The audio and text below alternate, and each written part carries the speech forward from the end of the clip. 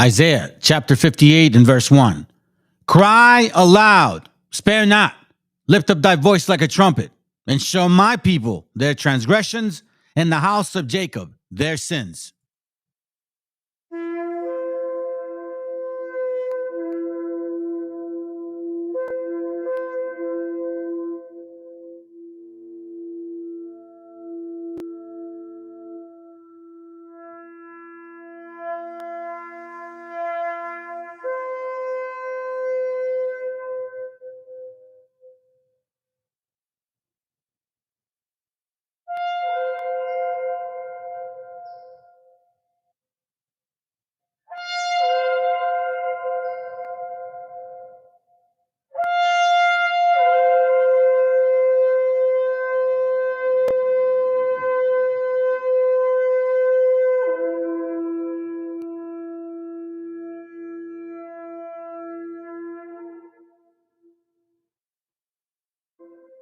Copyright disclaimer. This content does not belong to Bible Chronicles or claim this intellectual property. The content provided today has and always will belong to the content owner.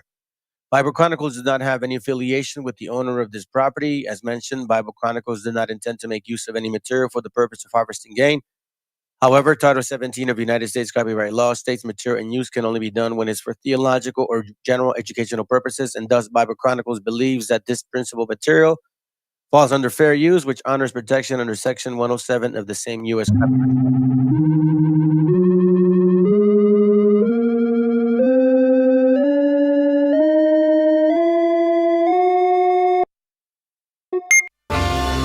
Did you know some of the first albums?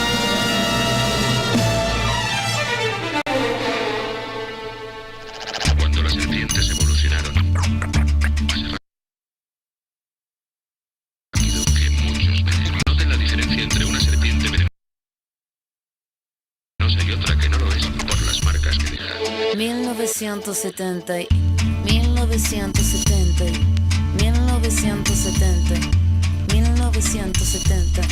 Nací un día de junio del año 77, planeta Mercurio y el año de la serpiente. Signo patente tatuado y en mi frente que en el vientre de mi madre marcaba el paso siguiente. Nacer, llorar sin anestesia en la camilla. Mi padre solo dijo es Ana María. Sí sería el primer llanto que me probaría, que mandó las heridas y dándome la batería. Solía ser entonces como un libro abierto, pero leí la letra pequeña del texto, como un arquitecto construyendo cada efecto. Correcto, incorrecto, se aprende todo al respecto. Saber que algunas personas quieren el daño, subir peldaño toma tiempo, toma año. Con mi peluche mirando lo cotidiano, dibujos transformaban el invierno en gran verano. Papá me regaló bajo mi insistencia un juego que trataba de compartir la solvencia, pero en el patio hicieron la competencia. Fue cuando sentí mi primera impotencia. 1970 y 1970 y 1970 1977. No me diga no, que no lo presiento. Todo lo que cambia lo hará diferente en el año que nació la serpiente. 1977. No me diga no, que no lo presiento. Todo lo que cambia lo hará diferente en el año que nació la serpiente.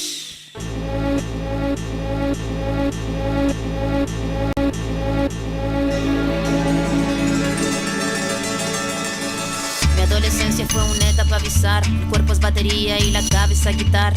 La orquesta narra una tonada quebrada para la mirada de una niña que solo talla espada. Hormona disparada, sobrepobladas de información que cambian temporadas. Caminas encrucijada, cada cual en su morada preparaba la carnada. La sagrada diablada de mirada encabronada. Mi fila la verdad nunca buscó su silla. Mi búsqueda fue mero proceso de pura pila. Pupila de poeta que marcó nuestra saliva. En la cordillera que miraba la salida. La parada militar de paso monótono. Colores policromos, los uniformes de poco tono. De tono mi cuestionamiento, la voz y sonó, no. Mi primera rima que sonó y me enroló. Mi búsqueda no fue para mi cosa de escenario, fue algo necesario y que marcaba ya mi fallo. Así que tú hablas más de lo necesario. Fue cuando entendí que todos quieren ser corsario. 1970 y 1970 y 1970 1977. No me diga no, que no lo presiento. Todo lo que cambia lo hará diferente en el año que nació la serpiente. 1977. No me diga no, que no lo presiento. Todo lo que cambia lo hará diferente en el año que nació la serpiente.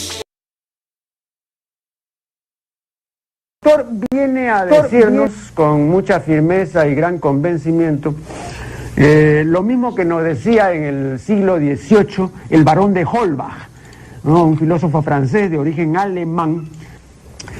Si nos remontamos al comienzo, entonces hallaremos que la ignorancia y el temor crearon a los dioses. La fantasía, el entusiasmo o el engaño los adornaron o desfiguraron. La debilidad les rinde culto, la credulidad los conserva, la costumbre los respeta y la tiranía los apoya para que la ceguera de los hombres sirva a sus propios intereses.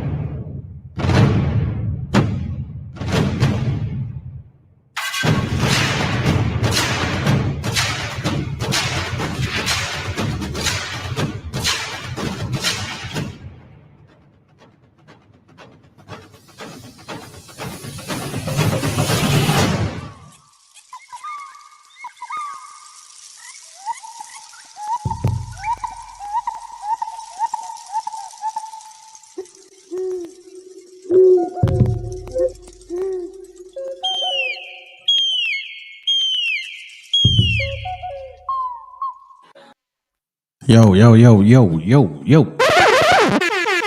What up, fam? What up? Yo. What up, fam? What up? Man, I hope you guys heard the, I think you should have. Hope you all will. Yo, what up, bro? Yeah, I'll check it out after. It's deep, bro. I'm seeing how deep this rabbit hole is. I'm saying, I'm seriously, it's fucking crazy, dude. You know what I'm saying? It's nuts how crazy this rabbit hole keeps getting. You know what I'm saying? I hope you guys are doing well. Title of the class. Well, there's a couple, but Atlantis really? We're gonna go through some situations here. And I think we need to talk about this shit because, you know, quite frankly, I mean, like, bro, for real, let's put it this way. Y'all need to start doing some fucking homework on your shit. You need to start doing some homework on the shit that you guys believe in. Okay? And then this is not even talking about the topic I've been at hand lately. I'm talking about Atlanta is bullshit. Atlantis novel crap, bro. Like we're gonna see if we can get some sense across today and see if people in the back can fucking hear what I'm trying to say. Because you want to know something? It's so funny, and I think a lot of us missed it. Okay? And what did we miss? We missed the most obvious in our face, like what's really in front of us. You know what I'm saying? Let's put it this way. The material that these people illegally continue to use, right? The material that these people continue to use, it's like we ignored it almost at the same time because in the material that they continue to use to claim that they were here, they're admitting that they're Canaanites. Yeah, we're gonna look into that. First, I gotta share this real quick because I think this is fucking hilarious. Watch this, family. Okay, this is a little side topic. We're gonna come right back to it. I just want to prove a point. It's amazing, man. It's amazing how propaganda can go so fucking far. You know, with the politics currently going on, right? They always claim raza, so-called illegals, are the ones taking advantage of the benefits. They're the ones that are living for free. You know, even though they can do more things, they're just living for free. But we're gonna find out today what some people, how they were living technically for free, bro. And now they're complaining.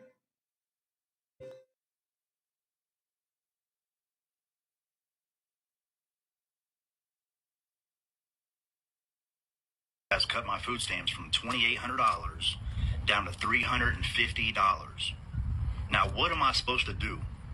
So I literally just got this piece of mail today saying that due to new policy changes from the Trump administration, all this shit, whatever, that all these cuts and whatever he's doing over there, now they're telling me I have to go work. Now I have to go do all this. Well, I literally got 5 kids. Okay, I'm trying to sit here and spend time with them. I'm not trying to go work, 50, 60 hours a week so I can pay bills. I just really don't understand. I voted for him this last election because I thought what he had good was going on, but now all of a sudden, all this policy stuff's coming out, and now he's making all these cuts, and now he doesn't want to help the less fortunate people no more. I'm done with that guy. I'm not. If he gets voted in again, I'm leaving this country because I'm not dealing with this no more. This is all shit. Where the fuck is he gonna go? And then, to top it all off, 2,800, bro, for real. And then you're like, well, I mean, you're talking about me having to go to work. Yeah, what's wrong with that? Oh, it's because it takes time away from family. That's what a lot of people have gone through, bro. What the hell? For real? Illegal immigrants are in this country illegally. Here, I want to share the complete opposite of that particular thing here. Let's go. No, they're not. And they're not illegal. They're undocumented. This is stolen land. Undocumented immigrants are in this country because the system has taken so long to actually allow them to become citizens that they've had to stay past their visas, or perhaps maybe just don't have their paperwork completed yet. But by calling them illegal immigrants, you're criminalizing them and making them seem like as if they're some kind of hardened criminal, when the reality of it is that undocumented immigrants are actually here working hard, and less than 25% of the undocumented immigrants that are actually in all of these ICE detention centers have any criminal record at all. And that criminal record could be nothing as much as a parking ticket. But yet by calling them illegal, you're criminalizing them and you're making them seem like as if they deserve to be in cages. But if you actually saw undocumented immigrants as people, as mothers, as fathers, as children's people here just trying to do their best, you'd actually have a hard time actually locking them up. The truth is that undocumented immigrants are here working hard, contributing to not only our federal taxes, but also our social and economical benefits. Undocumented immigrants actually pay into the federal tax over $170 billion a year. They actually pay into state and local taxes by buying goods and services and foods, but yet you want to criminalize and put them in cages. Why? Because somehow someone has convinced you that undocumented immigrants have stolen your jobs, when the truth is they're just doing the jobs you don't want to do. And if you see this and you're as outraged as I am, you need to repost this and share this. We need to educate people, because we need to stop calling people illegal immigrants on stolen land for another else, and call them what they are, which is undocumented immigrants trying to become citizens. That's very important. That's very important. To be honest with you, that is so important, because remember, keep in mind, he says stolen land, right? And it actually goes in hand with the topic. I want to share this with you guys because, I experienced it myself. I think a lot of you also have. I believe Christianity, whichever one you want to choose, BHIism, all of that shit, Mormonism, you know what I mean? Like all of that stuff. All of those are cults, fam. Here's why I know that they're cults, okay? Perfect point. I got this from another video, man. I'm so thankful I took snapshots. It says, your basic mystery cult. Now, this also applies to those Atlanta is Atlantis stupid ass motherfuckers. It also applies to them because they become part of something. Watch this. Individuals initiated into the mysteries, it says, right? Mysteries. Now, that's not just in the cult level. That's in the Bible, in the New Testament. And you're only going to find that word mysteries in the New Testament. Just to prove a point. Mysteries. Here, let me get the search. Sorry. New Testament and Apocrypha. Mysteries. That's the only times you find that word in the Bible, in the New Testament. But let's continue. All right, it says into the mysteries, both ritually and by teaching them sworn secrets about the universe. So, for example, when I went into this BHI camp stuff, right? You know, at first you learn the basics, milk, but then they start revealing certain things. Now, you may not be revealed those things, but you may overhear something, and then eventually it clicks.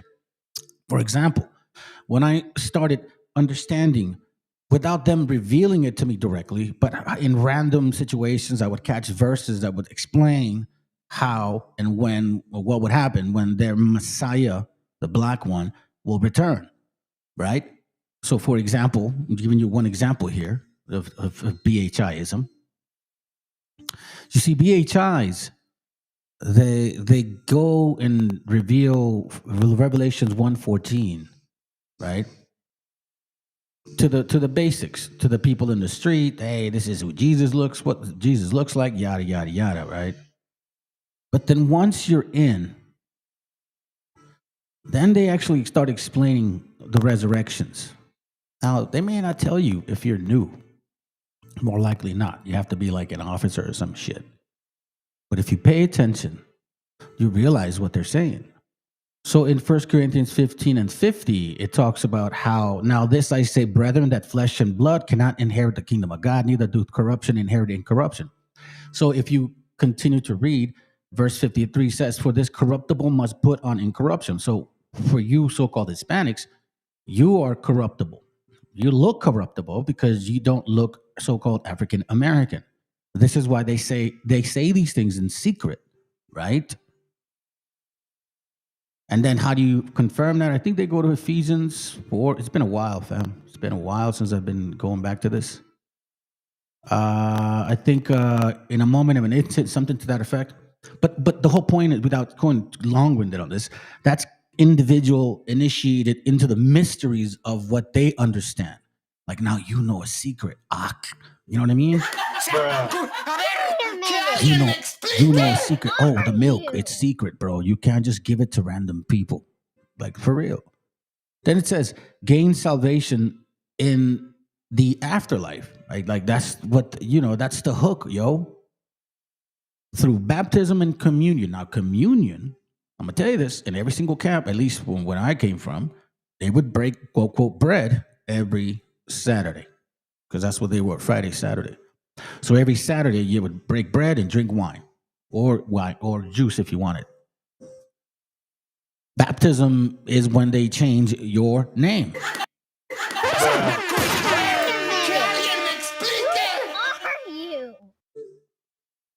Becoming a universal brotherhood. Yo, brother. What up, Brock? What up, Ak? What up, Ak? Yahweh Shai. Yahweh Bahashim Yahweh Shai. Ak. When you go into, let's say, IUIC, before anything, before you wear a purple short, you're just a brother. You're not a soldier. You're not an officer. You're not nothing. You're just a brother. So there's brothers which wear, black shirts, and everybody else purple, as far as I can remember. So that's the concept here. And in every religion, in every cult, it has the same way. Personal religion, personal relationship. It's voluntary. You know what I mean? Like, it was your calling. The mystical divine union, the mystical union with the divine.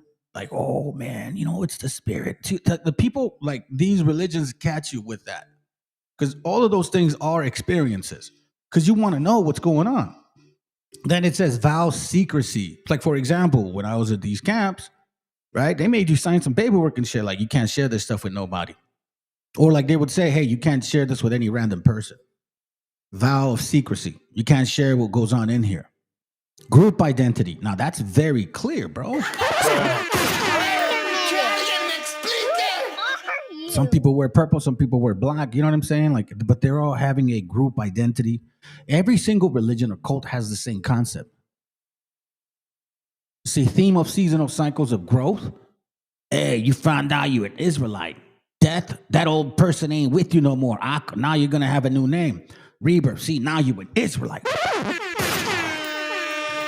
Why? Because if you keep the commandments, I promise you salvation forever, bro. And then it says lack of doctrine when you start really dissecting the doctrine that they've been supposedly teaching. Those are facts, man. Those are not like, random situations. Those are actual facts. Let's start with this video, bro. Thanks, sir.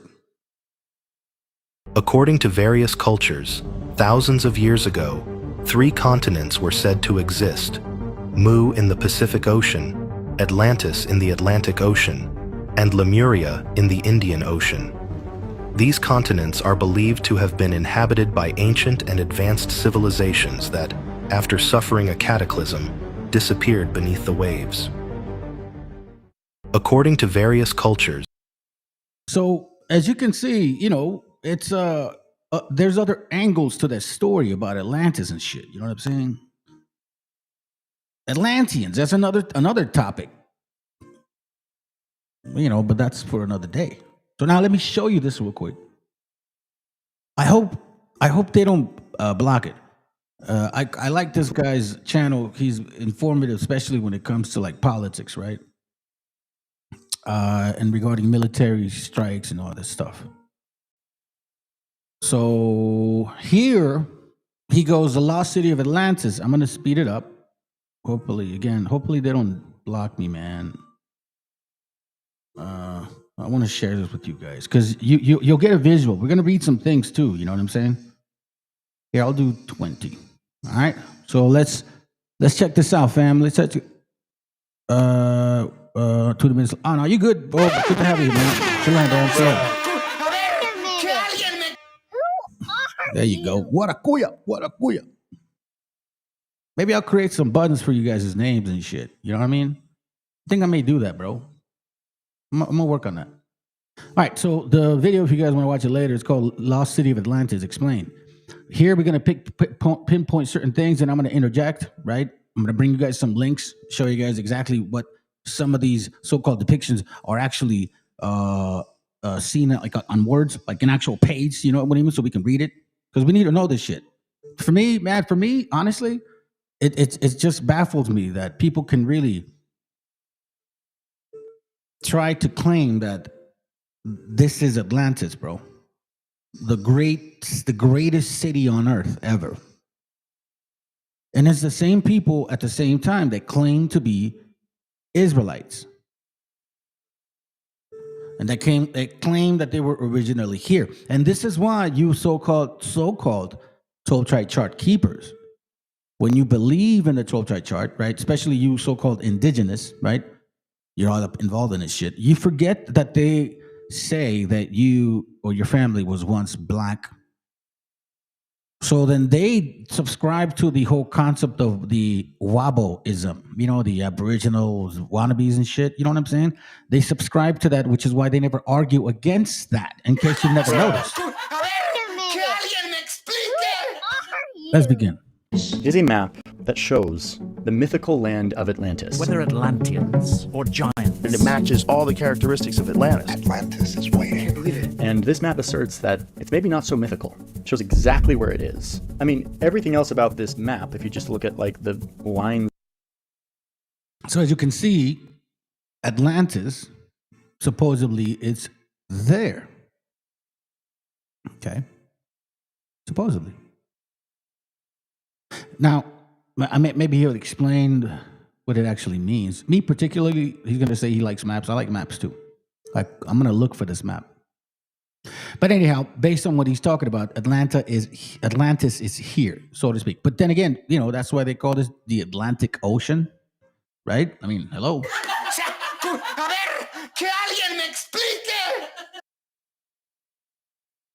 Of the current day world is accurate. It's a well-made map. It was made at the end of the 1800s, and yet it shows Atlantis and a bunch of other crazy stuff, saying that it existed about 1 million years ago. That right there is where you start having to want, like, 1 million fucking years ago, bro? Like, what the fuck? What are we doing here? You know what I mean? I'm sorry. 1 million years ago? How the hell do you even know that it's how can you even track 1 million fucking years? Seriously, bro? I bought the originals, and if I look giddy, it's because I am. I love old original maps. And it's not just one map, it's 4 of them. These maps claim to explain some of the greatest mysteries of human civilization. How ancient civilizations, despite not being able to communicate with each other, invented similar-looking structures an ocean away. It's a story about the birth of civilization, the spread of technology. I want to tell you the story of these maps that assert that Atlantis is real and that we can learn something from it. I also think we can learn something from these maps. These are effectively treasure maps, purporting to show you the location of Atlantis. They're part of this book that argues that Atlantis is real. A detailed See the book, the name of the book. history Remember, keep in mind that you also have to really pay attention. And I say, you see, of Atlantis. Atlantis is real. You got to remember what the fuck they're saying within these particular this analysis. They're part of this They're part of this book that argues that, Look, that Atlantis is real. hold on, sorry, I'm trying A to. detailed Here you go, it's right there. Trying to get the name, bro. There you go. The story of Atlantis. Let me see if I can see the story. We're not gonna go through it. Of Atlantis and the lost Lemuria. Oh, it looks like I might have looked for it at one point. PDF. All right, so here we see kind of like the maps that he's talking about. Okay, you see that concept. The story of Atlantis, Lemuria. There's probably a better way to actually find this information, right? I'm just kind of going on the fly right now. Let me go back. But, you know, it is here technically in archives.org. It's not. Oh, it's right here. All right. So if we kind of work with it like this, maybe we'll get to see some maps. If we don't see no maps, it's fine. I'll look into this book later. It's not that long. It's only 129 pages. So, you know, I can get through that shit quick. Story of Atlantis, Lost Lemuna by Eliot. Is that his name? Scott Eliot. Okay. All right. So you guys see that it is technically a book out there. Let's see what it says. A detailed history and explanation. So let me tell you the story of these maps, which is the story of Atlantis. So it all starts with Plato. We've been going back into religions, right? Cults, Mithras, you know what I'm saying? All of that stuff related to so-called Christianity. And you've heard me reference Plato. Diodorus Siculus is also going to be mentioned. We're going to see something right now, okay? Let me just let him talk, and then I'm going to show you something. Plato was one guy living in Athens 2,400 years ago. He had some really good ideas about justice, education, government, science, and a bunch of other things that influenced how our Western society developed. Pretty influential, incredible guy. And here he is in one of his texts describing a land called Atlantis. He said it was a utopia that was located, quote, past the Pillars of Hercules. He said it was a utopia past the Pillars of Hercules. Okay? So somewhere in the Atlantic Ocean. According to Plato, the city was built as a series of circles with a complex system of canals and walls made out of exotic metals. It was full of advanced technology and engineering. There was a massive palace. The city was decorated with golden statues. Plato says that Atlantis had an advanced military and navy which ruled over this huge island civilization. Okay, before we go on here, let me make one thing. Keep in mind what it's actually saying. Hey, Jeremías, buenos días. Hold on. Oh, sorry, my bad. Oh, that's right. I changed that. Hey, that's funny. Good to have you here, bro. Jeremías, buenos días. Anyways, like, for real, think about this. There was gold, armies. You know what I'm saying? All these things, right? Like, that's what he's talking about. Correct? Right? Right? All right, so now, before he goes any further, I got to show this to you. Because Diodorus Siculus, you know, obviously uses a lot of Plato's information. Plato, not Play-Doh. Let me go back. Excuse me. This is regarding Diodorus Siculus. We're going to find out exactly. And he's going to say something very similar. And I've shared this with you guys before, but I think we have to just fucking remind people. Because it seems like they don't read, bro. This is Diodorus Siculus on 5.19.1. regarding their actual text history, ancient texts, okay? Let me go here. You guys can see what we're doing. It says, oh, my bad. Only, I gotta now go back up. It's all good. I got it. Rápido, way. Anyways, it says here, but now that we have discussed what relates to the islands which lie within the pillars of Hercules, we shall give an account of those which are in the ocean. This is Diodorus Siculus, okay? For there lies out in the deep of Libya an island of considerable size, and situated as it is in the ocean, it is distant from Libya, a voyage of a number of days to the west. Now watch. Its land is fruitful, much of it being mountainous, and not a little being a level plain of surpassing beauty. Through it flows navigable rivers, which are used for irrigation. So you understand what was just said? Through it flow navigable rivers, which are used for irrigation. Who's using them? Let's continue. And the island contains many parks planted with trees. Who planted them? Of every variety, and gardens in great multitudes, which are traversed by streams of sweet water. How did that happen? On it also are private villas of costly construction. What? And throughout the gardens, banqueting houses have been constructed on a settling of flowers. Sounds like Tenochtitlan.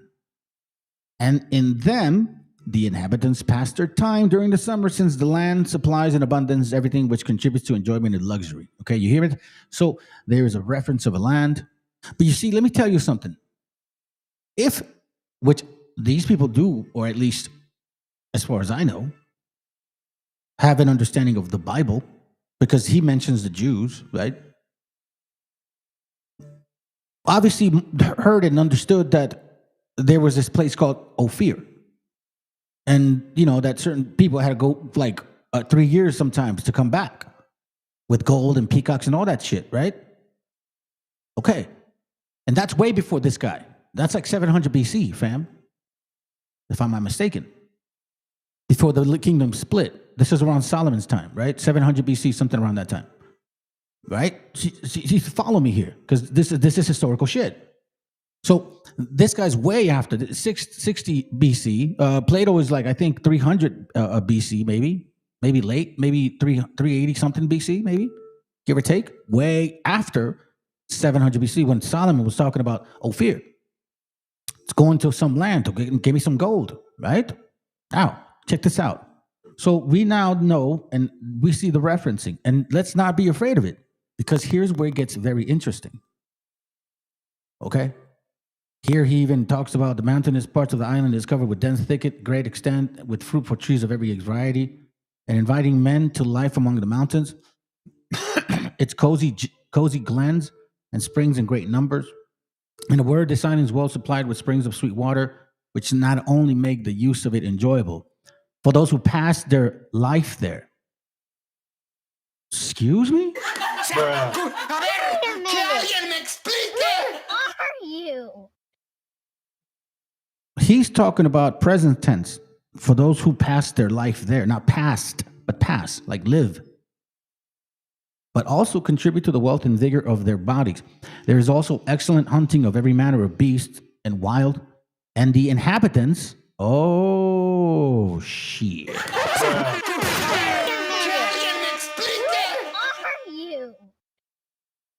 So now this means that this so-called island is inhabitable. There's people there. There's people that have these like aqueducts, streams where people travel through, and somehow they managed to bring sweet water from other places to this place. And then there's construction, there's like, buildings and shit, and they got gardens and all kinds of stuff, bro. And by the way, it's floating on flowers.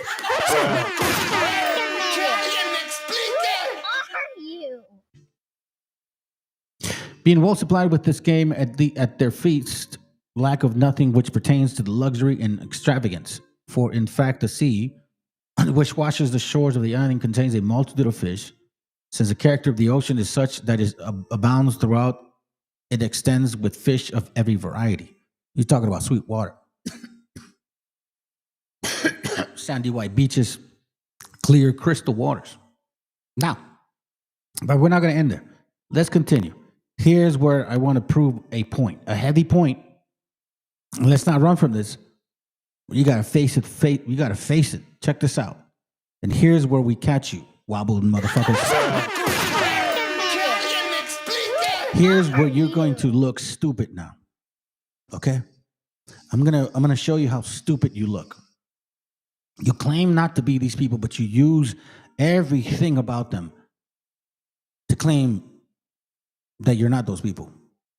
It's weird. So hear this out. In ancient times, this island remained undiscovered because of its distance from the entire inhabited world. But it was discovered at a later time period for the following reason. The Phoenicians, who from ancient times on made voyages continually for the purpose of trade, planted many colonies throughout Libya.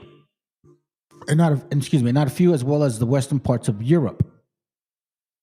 And since their ventures turned out according to their expectations, which, by the way, Phoenicia has a lot to do with the Punic Wars, with Rome and all that stuff, okay? They amassed great wealth and essayed to voyage beyond the Pillars of Hercules into the sea, which men call the ocean. And first of all, upon the straits itself by the pillars, they founded a city on the shores of Europe.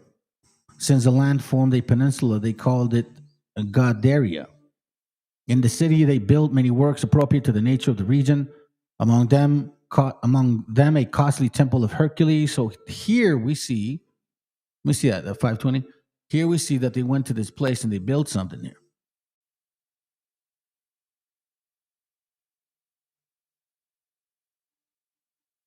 Let's see this.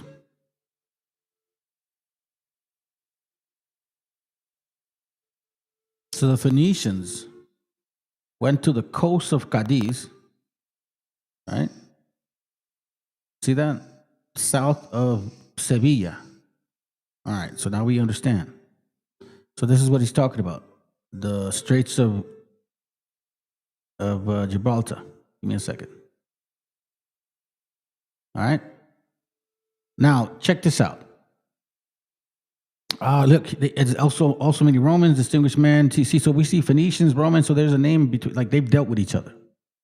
Now, here's where it gets interesting, okay? Here's where it gets interesting. Let's go to this part here. Hold on. Where did I go? Oh, I went too far. All right, so we started here. All right, so now we're going to read this right here. And here's where you confound yourself.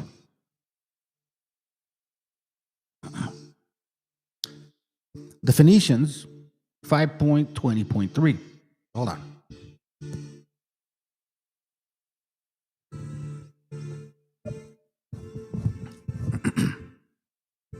Oh, shit, my mic is not working. The Phoenicians then, while exploring the coast outside of the pillars for the reasons we have stated, and while sailing along the shores of Libya, were driven by a strong wind a great distance into the ocean. After being storm-tossed many days, they were carried ashore on the island we mentioned above. Which one? This one, where there's inhabitants. Mountainous ranges, sweet waters, like, you know what I'm saying? People are actually enjoying their time there. That land. Okay? So unlike what they're saying in their fucking stupid ass talk with like whatever his name is, Hancock, like, oh, the Phoenicians found it over here and they were trading. No, shut the F up. That's a lie. That's a fucking lie. So let's continue. Oh, my bad. Went too far. Don't get too excited, dear brother. Let's go. Then it says here, and after being storm-tossed for many days, they were carried ashore onto an island we mentioned above, and when they had observed its felicity in nature, they caused it to be known to all men. See? So Plato mentions it. He references Plato, and he's only going by what Plato had said. Consequently, the Tyrrhenians, at the time when they were masters of the sea, purposed to dispatch a colony to it. Now, keep in mind, though, that the 10 tribes of Israel, so-called 10 tribes of Israel, the 10 tribes were scattered abroad after 530 BC. After, or way before, Plato wrote this shit. Or even this guy wrote this shit, okay? 200 and change years after the split. Consequently, the Tyrrhenians, after the split of the northern and southern kingdom of the Israelites, consequently, the Tyrrhenians, at the time when they were masters of the sea, purposed to dispatch a colony to it. But the Carthaginians prevented their doing so, partly out of the concern lest many inhabitants of Carthage should remove there because of the excellence of the island. You see that? So they're not saying, oh yeah, let's go there because it's not inhabited. Now they knew there was inhabitable. They knew, that there was inhabitants there, but they could care less. However, and partly in order to have ready in it a place in which to seek refuge against an incalculable turn of fortune. So here we see, right, a referencing of like, yo, let's just, in case there's a disaster, let's just save it just to be safe. In case some total disaster to overtake Carthage. For it was their thought that since they were masters of the sea, they would thus be able to move, household and all, to an island which was unknown to their conquerors. You see this here. Now, who are the Phoenicians?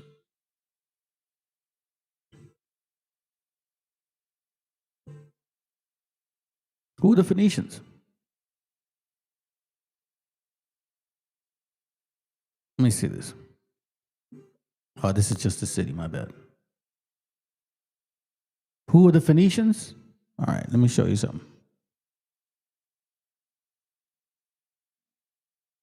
Here, let me start closing some things because it's starting to move slow on me. I'm going to close this up. We don't need this no more. Because now we know this was Diodorus Siculus, okay? Let me close this up. I need a new computer, family. Who were the Phoenicians?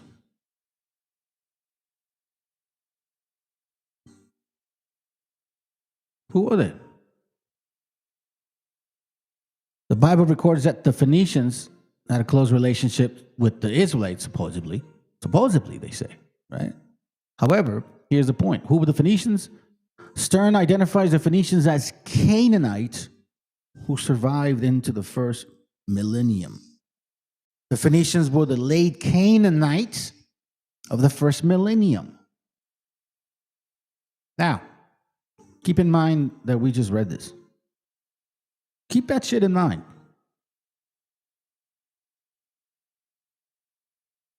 I don't know if you guys have ever seen this book. It's called The Jew, a Negro. The Jew, a Negro, okay? Okay. These people believe that they are also the original people here of this land. So listen to what they say on page 51. Okay? Did the Negroes know of America? Watch what he says. The Negro Jews. Diodorus Siculus tells us that the Phoenicians in early times sailed beyond Hercules pillars along the African coast, and their meeting with storms and tempests were carried to the remotest part of the ocean. And after many days came a vast island and a great distance from Libya, and lying very far west. The Phoenicians informed the Carthaginians of this place. The Carthaginians, prohibiting other nations from settling in it, they reserved it for themselves as a place for retirement, if they should ever be driven from their native soil. Did the Negroes know America? So here, this guy, so-called Jew, is admitting that he is a Canaanite. This is what you guys are admitting. You guys are admitting that you're fucking Canaanites, bro. Straight up.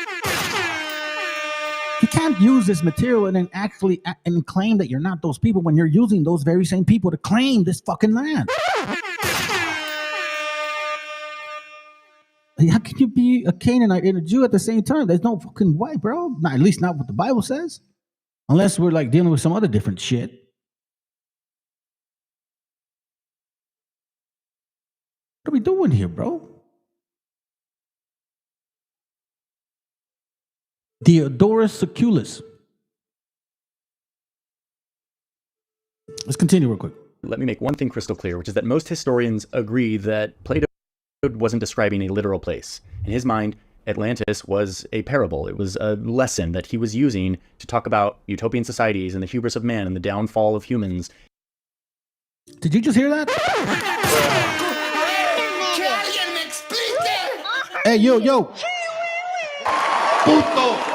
Fuck that puto. Fuck that puto.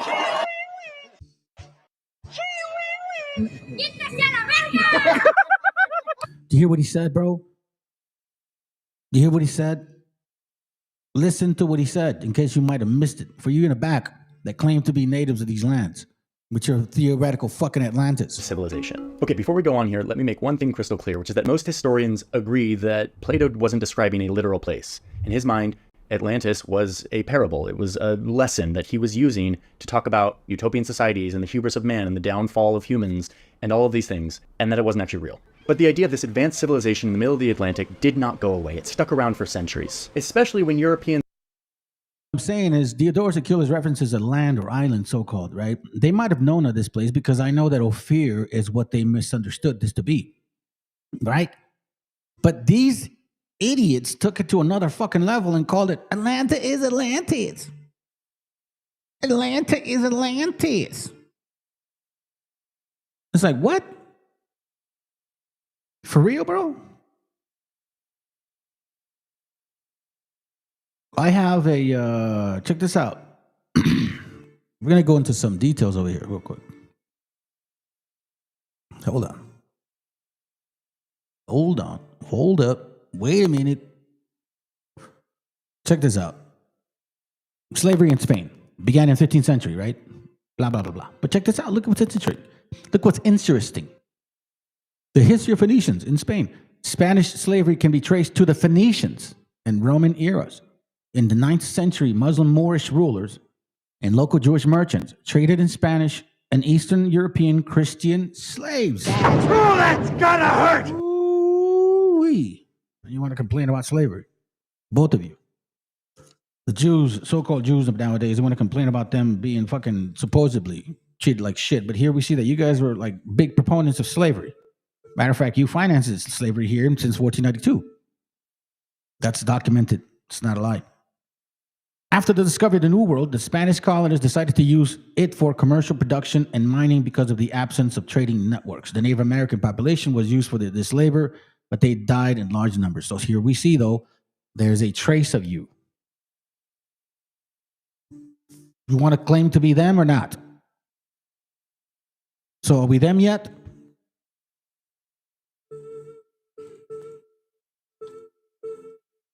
Yeah, I'm trying to figure out, man.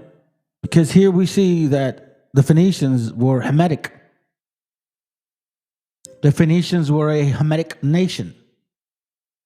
And we know that based on Jubilees, the Hamitic nation was divided among his sons, and they were basically placed in Africa. Jubilees 9:1 says, and Ham divided among his sons. The first portion came forth for Cush towards the east. Cush, east Africa. To the west of him, meaning you go a little bit further up north, that's Egypt. Mizraim. You go to the left of him, to the west of him, Put. And to the west of him, meaning to the far west side of Africa, on the sea for Canaan. Then we see Shem dividing his portion. But then we also see because they say, oh, well, the Phoenicians had a great relationship with the Israelites, and some people say the Israelites were Canaanites. No, dumbasses, you guys don't know. You guys don't read, I guess. In the next following chapter, we see on verse 28 what actually occurred. We see here that in verse 28, Jubilees 10, and Ham and his sons went into the land which he was to occupy, which he acquired as his portion in the land of the south. You see, Jubilees is saying that once God broke off the lots, they're like, yo, you go here, you go here, you go here. Coming from where? Babylon. You have to understand that. Now, let's continue reading. However, one of his sons of Ham said, nah, fuck no. I don't want to be over there. And Canaan saw the land of Lebanon to the river of Egypt, that it was very good. And he went not into the land of his inheritance to the west, that is to the sea, meaning West Africa. So this Canaanite peoples were originally and have been, were originally supposed to be in West Africa. But after time goes on, they end up right where they're supposed to be, because that's just the way things are supposed to be. And Canaan saw the land of Lebanon to the river of Egypt, that it was very good. Here we see that he's like, nah, I'm not going to West Africa, bro. And he went not into the land of his inheritance to the west, that is to the sea, that is to the sea. And he dwelt in the land of Lebanon, eastward and westward from the borders of Jordan and from the borders of the sea. Ham, his father, and Cush and Mizraim, his brothers, said to him, you have settled in a land which is not yours and which did not fall to us by lot. Do not do so, for if you do so, you and your sons will fall in the land and be cursed through sedition. For by sedition you have settled, and by sedition will your children fall, and you shall be rooted out forever. Now, keep in mind that we read earlier that the Phoenicians were what? Canaanites. That's why when I clicked on Phoenicia, you could see that it's on the in the land of Israel or Jerusalem or whatever, right? But people confuse these guys. Like they're like, oh, they were Israelites. Israelites were Canaanites. No, fuck ass. Look what it's saying right here. See what I mean? Let's continue. And started exploring the world. It's like the 1500s, Europeans are out discovering new lands, and a lot of these explorers were secretly hoping that they would stumble upon some advanced lost civilization, like Plato's Atlantis, where maybe they would find all these precious resources and advanced technology. But the idea of Atlantis didn't really take off in any sort of serious way until a couple centuries later, with the arrival of science. See that? The years of enlightenment.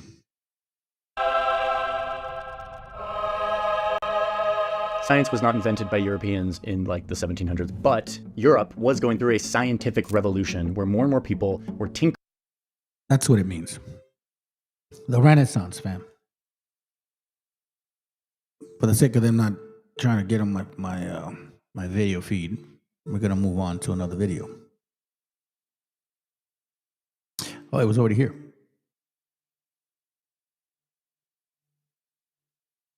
I think it only has to make sense.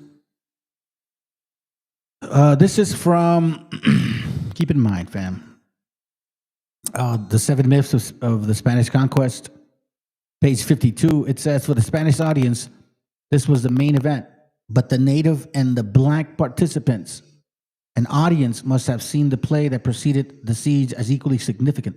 You see this right here? The native, the Spanish, and black. If they're already here, how the fuck would it be that they weren't black too? You know? Who are you? These opening spectacles feature the 3 artificial fours. Hold on, let me see. I got your text. Give me a second. Oh yeah, that map. Yeah. That's a older map. I forget. Yeah, this was the. Here, let me post it up here real quick. Pero wait. All right. Let me just show it real quick.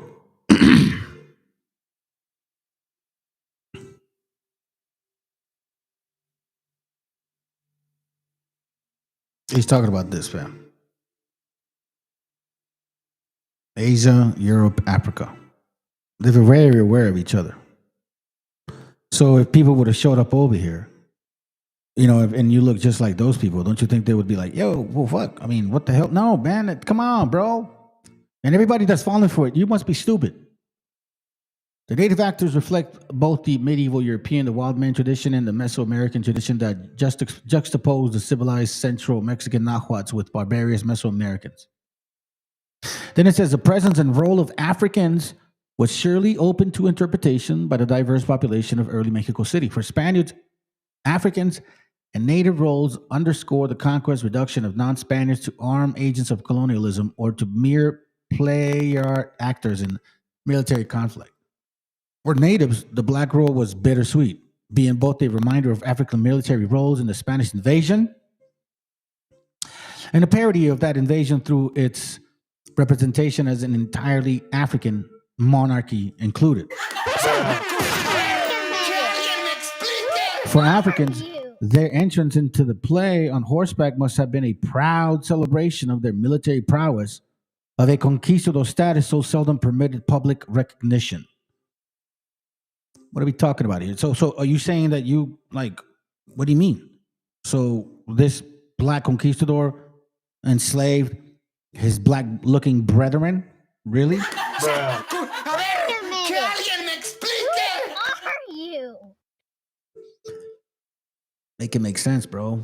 This slave monarch, along with other black leaders, had been publicly executed and was surely resurrected in the minds of the city's blacks in the form of festival's African king. Wow. You see this? You look African. I mean, what do you want us to believe, bro? Like, seriously, man. It's like if a white man comes to and tells you he's not white. I don't look white. I am not white. I'm not European. I'm something else. Like, what? Yeah, no, I'm not European, bro. I'm something else. It's the same fucking shit. Come on, broskies. Are you serious, bro? We really are gonna go there? Hold on, let me see if they still have this up. Nah, that's not it. They don't have it up no more.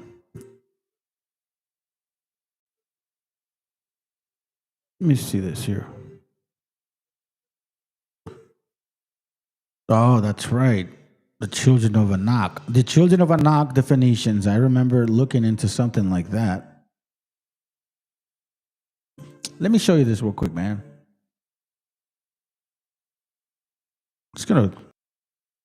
Guys, so in the midst of all the crazy bullshit going on around the country, somehow we ended up with this movement. People in Atlanta have united and decided that Atlanta is the real Atlantis. It must be the whole Atlanta part of it all that's confusing them. How'd we get here? I don't know. Peak 2025 vibes. Atlanta is Atlantis. Atlanta is Atlantis. Atlanta is Atlantis. Atlanta is Atlantis. Atlanta is Atlantis. Atlanta is Atlantis.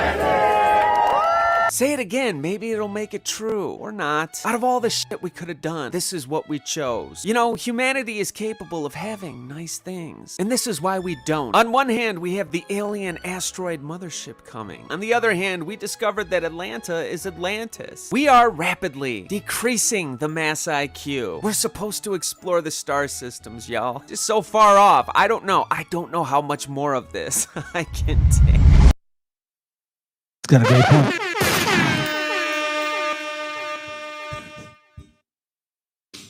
Did you know some of the first cowboys? Lately, I have noticed the feed. People come not watching this as much, maybe because y'all fucking in love with your Jesus and shit, and you think I'm attacking you. Like, nah, bro. Then you might have ended up in the wrong channel, man. Because here we explore, and you have to examine yourself at the same time, always and forever, bro. But anyways, I don't know if it's the algorithm or you guys are just mad and shit, but it's all good, bro. It's all good. You know what I mean? I'm going to keep pumping these videos and maybe somebody eventually gets it. Maybe y'all eventually will get it. Boys were actually black Indians. Let me tell you something. Before, we had brothers that were doing, their work pushing the truth and debating certain people and claiming that they were these particular people, right? But nobody was showing the kind of love that I was showing, bro, since I started this channel. And that's why you have a lot of other videos and channels now, like really being proud of who they are. That shit wasn't happening 3 years ago, bro. Not 2 years ago. We didn't hear none of that. There was no motivation. There was no like positive influence, nothing like that. You had your Cholo channels and all that shit. But nobody was hyping our people up, bro. Now we're seeing more videos about that. And all thanks to the most high creator of our family, our heritage, right? But don't ever forget that shit. Let's go. Mind-blowing, right? Let's talk about one of the most fascinating, yet often overlooked chapters of American history. When we think of Native Americans or African Americans, we often see them as separate groups. But their histories have been intertwined for centuries, creating a unique cultural identity. Black Indians or Afro-Indigenes. From the Seminole Nation in Florida, which offered a safe haven for freedom seekers, to the legendary Buffalo Soldiers of the West, many of whom had indigenous heritage, these communities have profoundly shaped America. They created incredible fusion cultures, blending traditions, music, and food. Think jazz music's call and response roots, or the soul food classic, cornbread. Both have deep ties to this shared heritage. Cornbread? Cornbread? Nobody, no native indigenous tribe in the Americas eats fucking cornbread, bro. Fuck out of here with that shit, man. I can't believe that it's to this point. And a lot of people don't want to talk about this, bro. Yeah, I did. I lost. It's all good, man. You know what I'm saying? It is what it is, man. I guess they really wanted a friend, bro.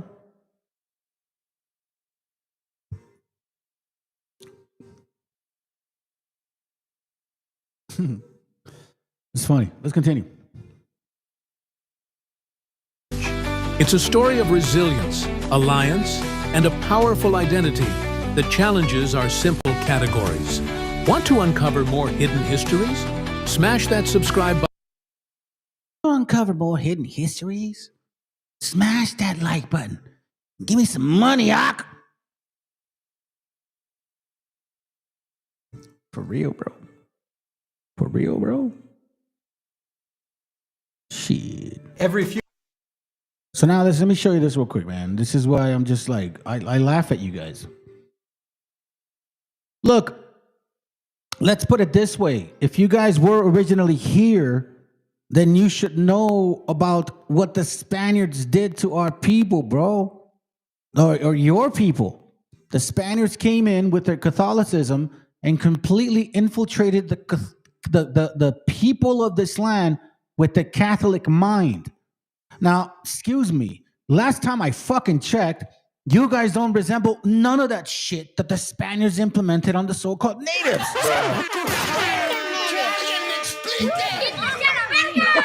Get the hell out of here with your shit, bro. Straight up, man. Like you guys must have forgot. You guys must have forgot, you know what I mean, what my job was in the first place.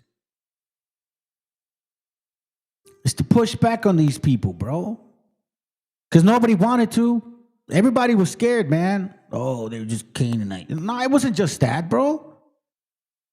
It's everything included with all their fucking movement. You guys didn't want to listen. Like since 2022, I was saying, yo, they're going to merge this shit. These wobbles going to claim they're Israelites too. And blah, blah, blah. No, we are going to be black and brown, pride. Yeah, we're all one family. Shut up.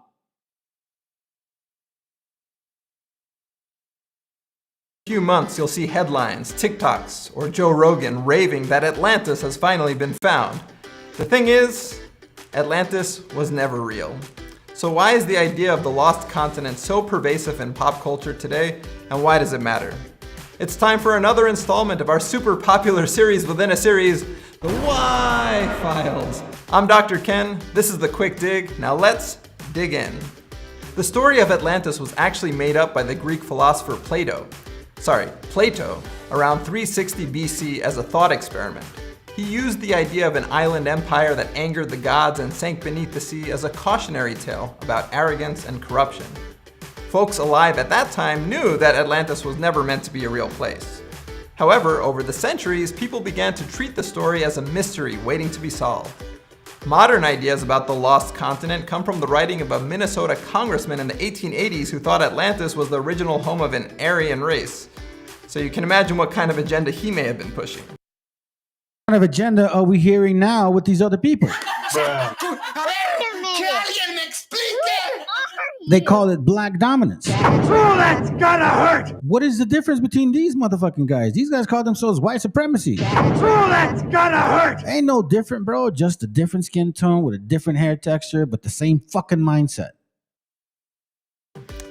Here's the problem. This obsession with Atlantis often undermines real history. When people look at the Maya pyramids or the stone cities of Great Zimbabwe or the earthen mounds of the Mississippian cultures in North America, they sometimes say, "This must have been Atlantis." But that's a load of Hancock and erases the truth. These were indigenous civilizations, building up over many generations through local genius, innovation, and centuries of cultural knowledge.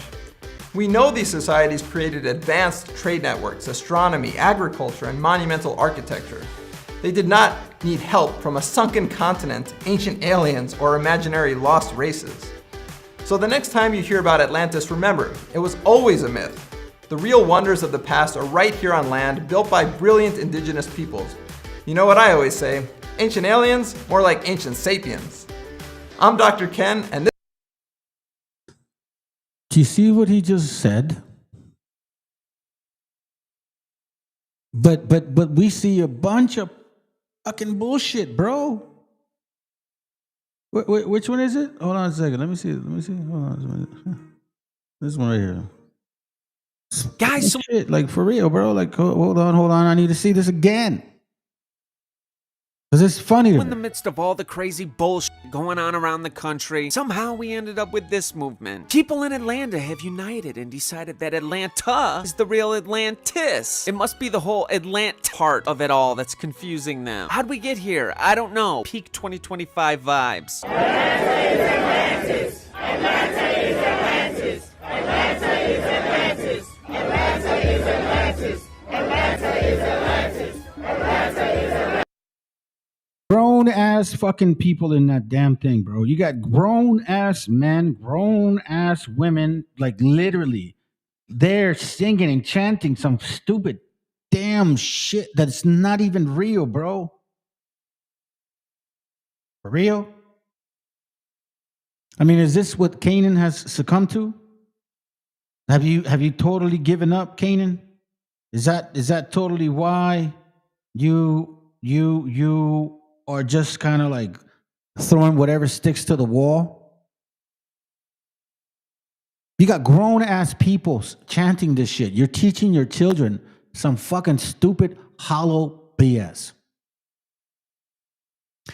If you were those people, how come you don't express or even relate to what the Spaniards did here initially? Do you want to know why? Because you were helping them. You were helping them. That's why you didn't succumb to the Christian compendium. That's why there is such a thing as black padres. You were not in that particular concept. Matter of fact, if that is the case, if it is the case that you guys were originally here, right? Because you'll use one page of one book and say, yo, look, but one page, one book is all you need? Really? It's like me assuming, hey, that kid's my kid because he looks just like me. Like, no, fuck no. You got to prove that shit. Where's your DNA?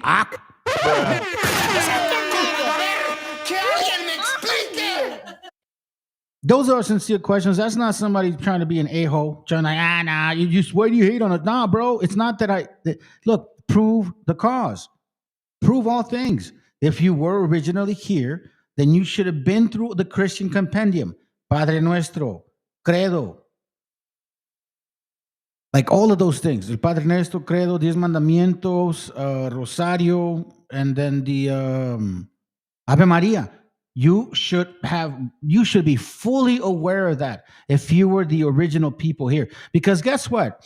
I doubt that you were first given those things, and then all of a sudden, the white man brought us over here, and then we just so conveniently took the Christian compendium from off your mind, and we said, no, you know what?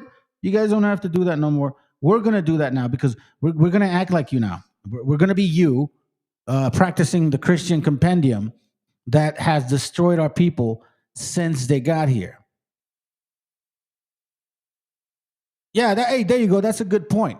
Blacks are mostly Protestants, or the Christian branches. Yeah, that's right. Mostly Protestants or evangelicals, pretty much, or Puritans, so to speak.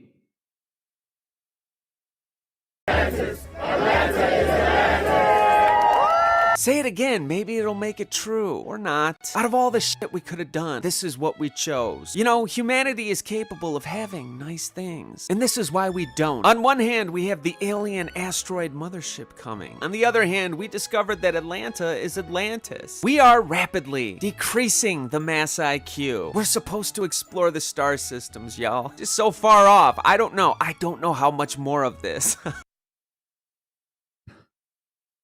Well, I mean, it's in your face.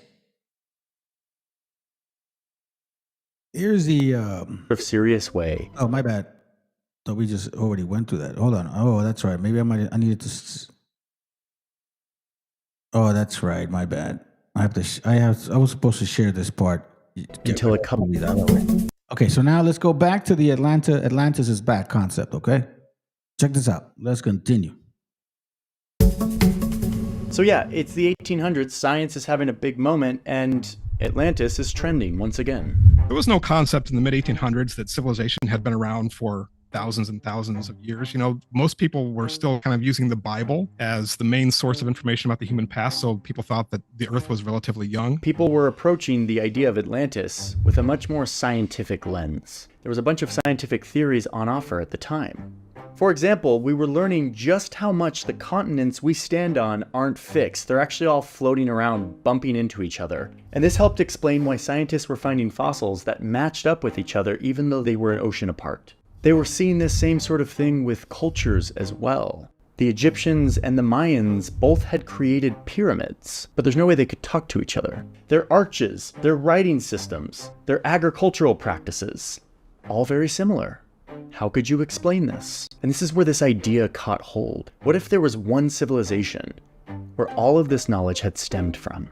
One that was perhaps right in between the new and old world? What if it was Plato's Atlantis?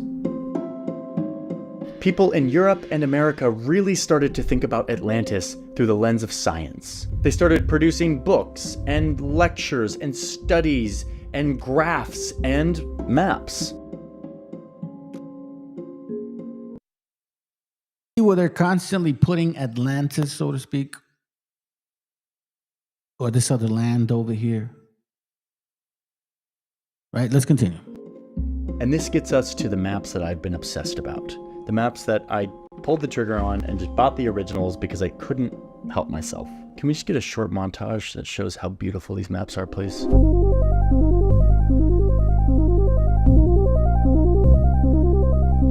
Thank you. Okay, so here's where the story gets a little bit wild. I'm going to show you finally what these maps show.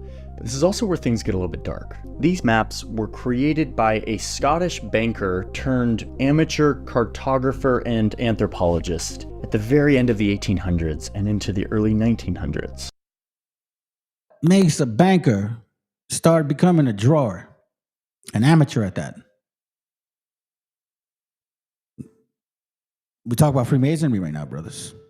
You have to understand something about that time. Yes, a scientific revolution was taking place. Yes, science was trending and we were revolutionizing everything about how we saw the world. And yet at the same time, there was another revolution, which was a spiritual revolution. People were throwing off the old ways of thinking about God, but were still in this kind of awkward middle ground where they wanted to embrace science, but they also had some like leftover thinking from like the religious days, making claims about reality, but using kind of superficial empirical evidence, and then filling in the blanks, connecting the dots with more evidence that they had gathered by being in touch with spirits or psychic powers. These clairvoyant powers boost. There's where it gets interesting. That's why I wanted to show that at least that part. Watch this real quick. Let me give you guys this link. Why do you keep showing up over there, bro? Just show up over here. Shit. And so we got this link from the history.com. Atlantis. Atlantis, a likely mythical island nation mentioned in Plato's dialogue, Timaeus and Critias. And Critias has been an object of fascinating among Western philosophers and historians for nearly 2,400 years. Has anybody ever wondered where this guy got that fucking information from? I mean, seriously? What makes you guys think he's 100% correct? You know what I'm saying? Like, seriously. What makes you think he's 100% correct?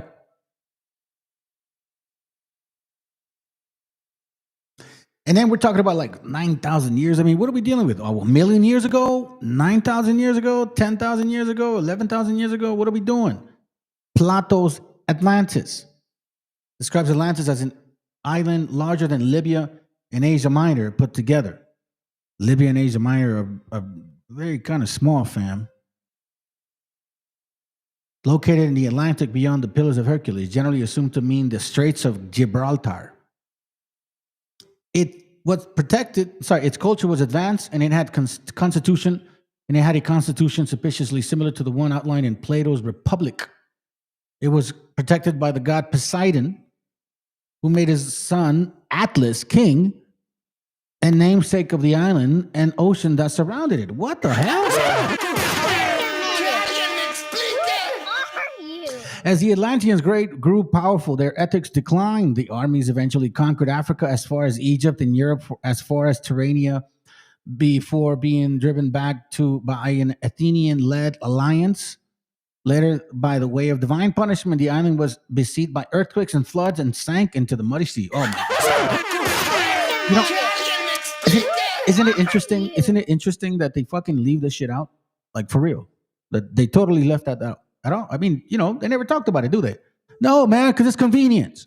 It's like, it's my story. It's my thought. Oh my God, leave me alone. I want to be native. I want to be native. This is so stupid, bro. Straight Guys, up. so in the midst of all the crazy bullshit going on around the country, somehow we ended up with this movement. People in Atlanta have united and decided that Atlanta is the real Atlanta.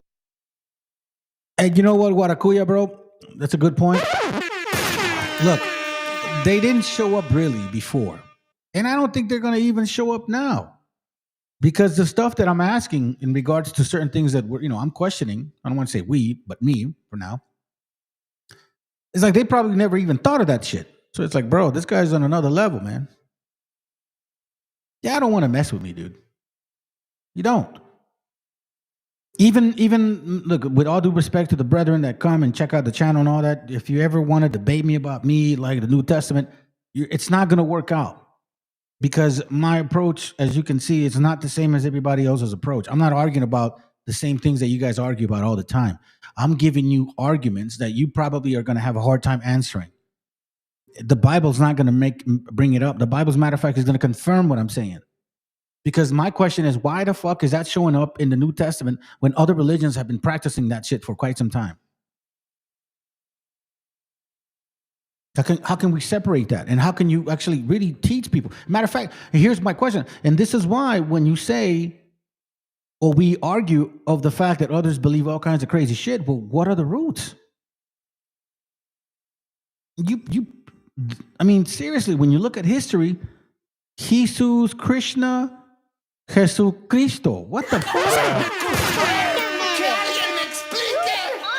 That's Western Judaism with Eastern Hinduism, bro. Straight up.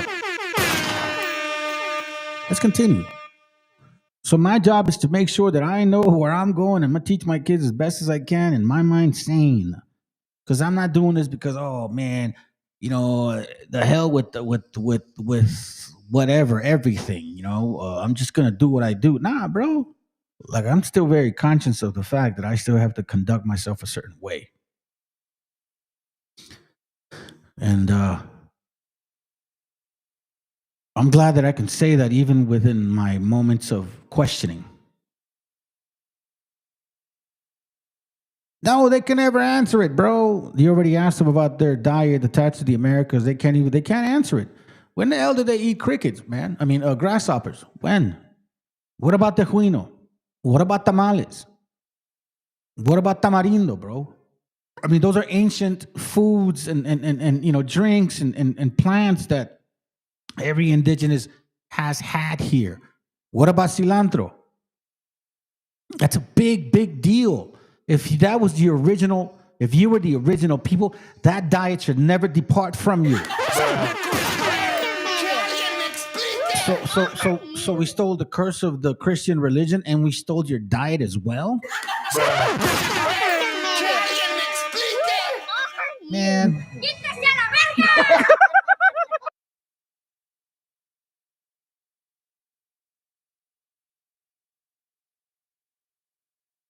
Atlantis. It must be the whole Atlant part of it all that's confusing them. How'd we get here? I don't know. Peak 2025 vibes. Atlanta is Atlantis. Atlanta is Atlantis. Atlanta is Atlantis. Atlanta is Atlantis.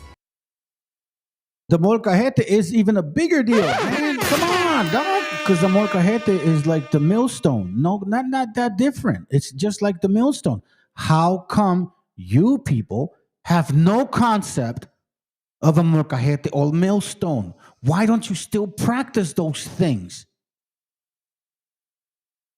Oh, cornbread. Cornbread, bro. The most simplest thing is tortillas. That is not in your diet. Atlanta is Atlantis. Atlanta is Atlantis. Atlanta is Atlantis. Say it again, maybe it'll make it true. Or not. Out of all the shit we could have done, this is what we chose. You know, humanity is capable of having nice things. And this is why we don't. On one hand, we have the alien asteroid mothership coming. On the other hand, we discovered that Atlanta is Atlantis. We are rapidly decreasing the mass IQ. We're supposed to explore the star systems, y'all. Just so far off. I don't know how much more of this I can take. Straight up, my friends. Straight up, man. I mean, what the fuck, bro? Seriously? You guys listen to this culomiados too much. This is not your fault, culomiados. You really brain-fed your babies. This is your daddy right here. All you so-called African Americans that claim to be original people from here, right? That supposedly Atlanta is Atlantis. This is your daddy right here, Culomiados. You should subscribe to him. He tells you everything about you, even though he don't look nothing like you. And he even called you Canaanites too. Even look, like it goes right here, bro. How did the great Atlantis? Oh my God, for real, dog, for real, bro. That's what you run into. That's the sad part, my friends.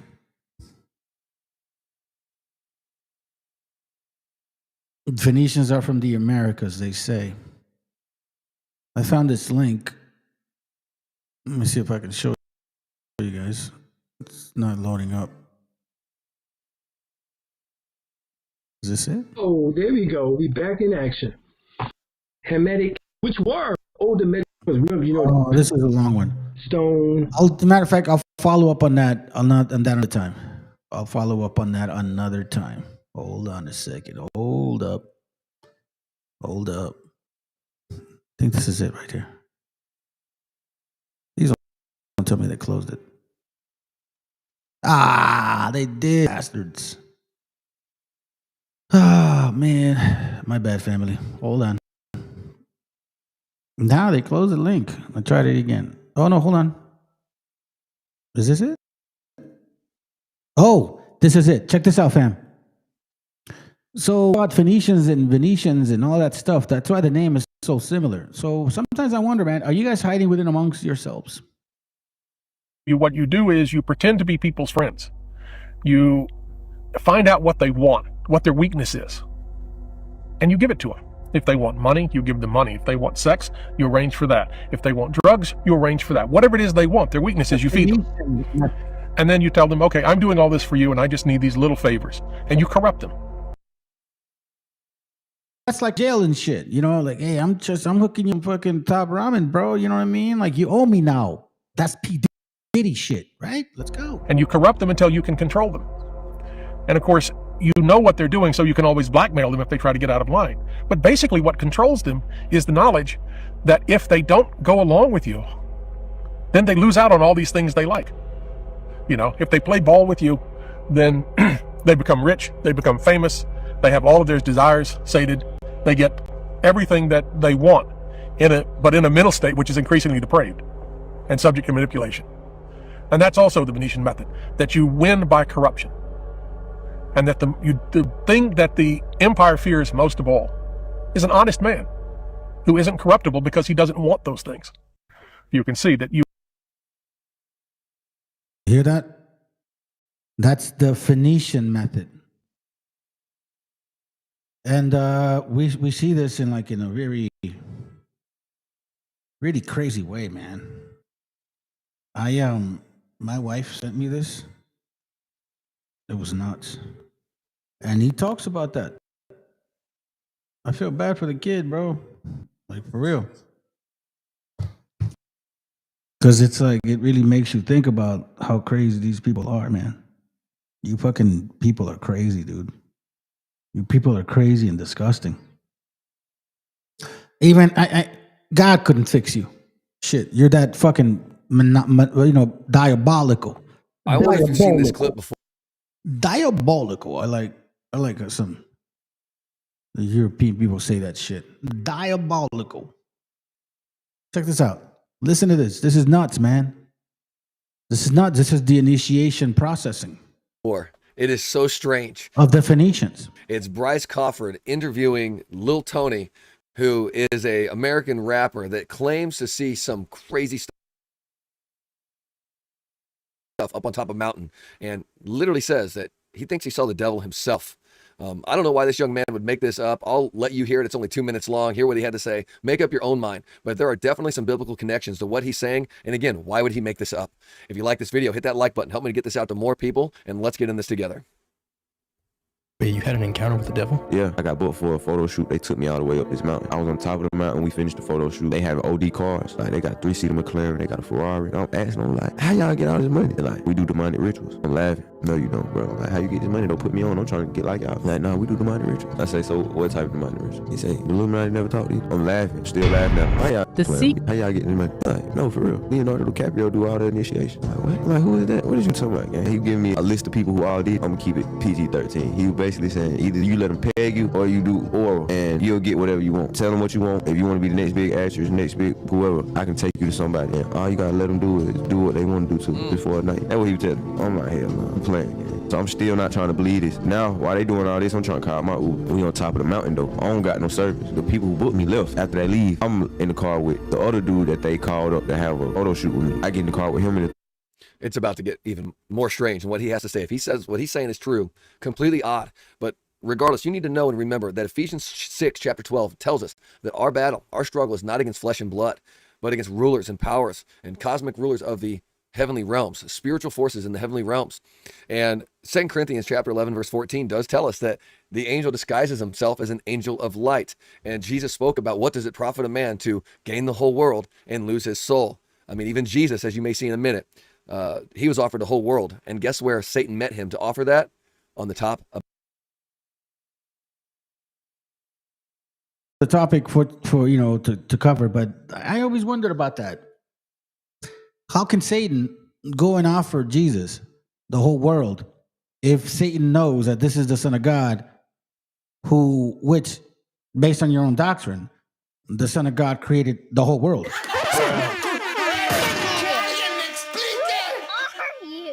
This goes for Christians and BHIs and everybody else and shit, apologetics, all you guys. If Satan knew who Jesus was, go out there and try to tempt him. Hey, I'll give you the whole world. What do you mean, bro? He created the whole world. And then why would Satan act like he don't know Jesus? Like I don't know you. I don't know who you are. If you're really the Son of God, prove this to me. Didn't Paul say that even the spirits know who you are? That's why certain people couldn't exercise, like do exorcism on certain spirits, because they're like, I know you, but I don't know you. So all of a sudden, fucking Satan became schizo and shit, and Jesus became schizo as well. Like they didn't know each other. Like what's going on? These are the questions that we need to start asking, because it's within this type of spiritual drunkenness is why we're all so stuck.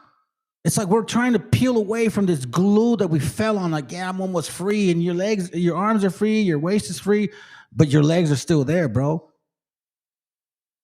Because we're not asking the right questions anymore. We're not asking the right questions. But Jesus should know Satan, because Satan in Job 1 and 2 talks about Satan working for the Lord, the Creator. And if he was going to send the Son of Man since the beginning of time, why would Satan ask him, hey, if you're the Son of Man, prove this to me? No, it don't make sense. Don't make sense, man. Of a high mountain. We see them clear. See, on the way up, we go all the way up in the swivel, like all the way around the mountain. Yeah. On the way down, we take a right. So he not going the same way that we came up. I'm like, what the hell? So then that's what I try. I'm like, take me to go get some McDonald's, gang. He said, we're not gonna take you to get no McDonald's. We spent all this money to get you up here. This face change, gang. In front of me. You see Venom? Kind of like that. His face is probably about this wide.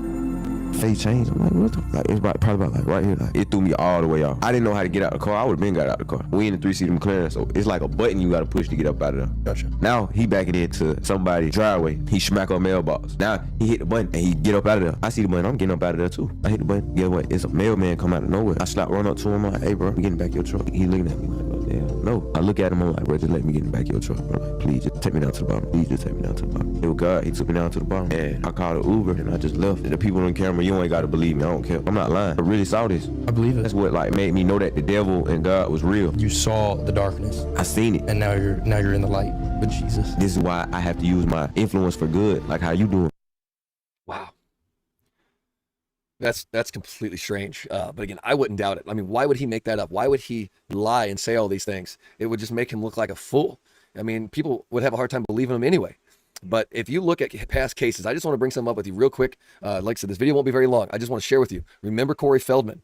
He was a child actor in the movie Goonies. He claimed widespread pedophilia networks in the 1980s. He and Corey Haim were abused by insiders. He said there was initiations at parties, grooming via offers of roles for sex, a lot of them homosexual acts. And man, he was abused often and used for silence. He was in fear the whole time. Elijah Wood, maybe, I don't know if you heard this or not.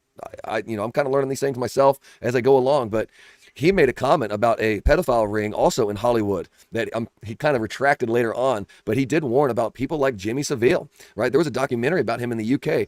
He was a viper. He was a horrible person that preyed on children and probably trafficked children from orphanages.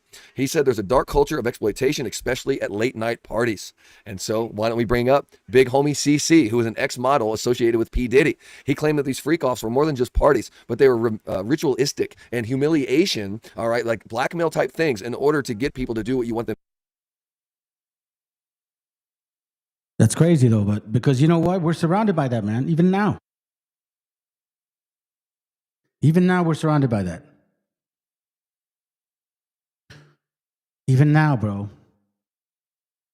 So it's the method.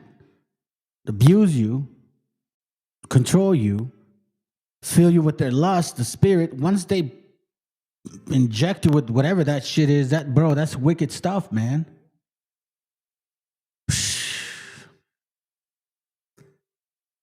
Francis Bacon, the godfather of the scientific age. Francis Bacon, the editor of the King James Bible.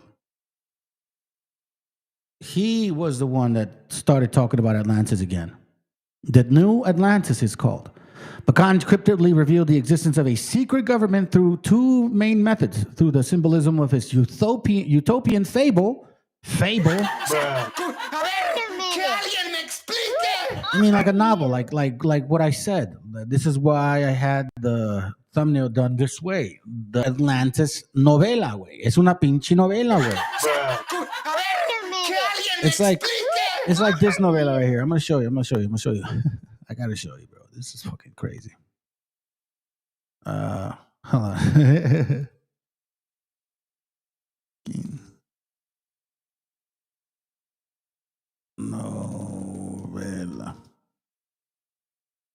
It's like stuff like this, bro. Straight up. It's like stuff like this.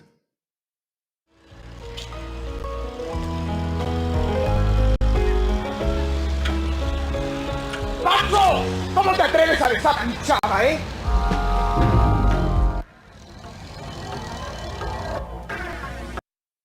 A ver, que alguien me explique. It's a fucking novela, homie. Straight up, bro. Like, Pancho, no toques a mi morra, güey.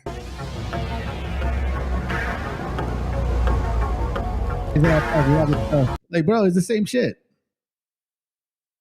It's a utopian fable. The New Atlantis published posthumously under his own name. And then B, through the symbolism of the Rosicrucian manifestos, which he published in Germany, through a secret agent of his society. You see what I'm saying? So this Atlantis is really pushed by the secret societies. They believe in this utopian thing. They want to they want to recreate it. It was never real. But, you know, they imagine it in their seventh day of creation. It's the seventh heaven, so to speak.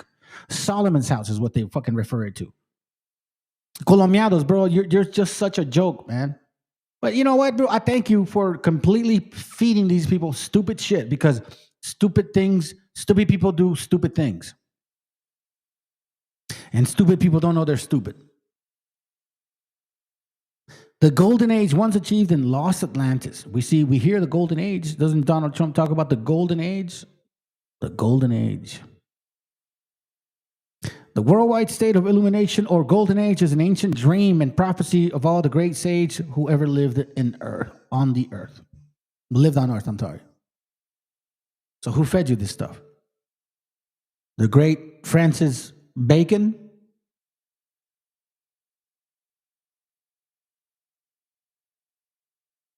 If you're not aware of this here,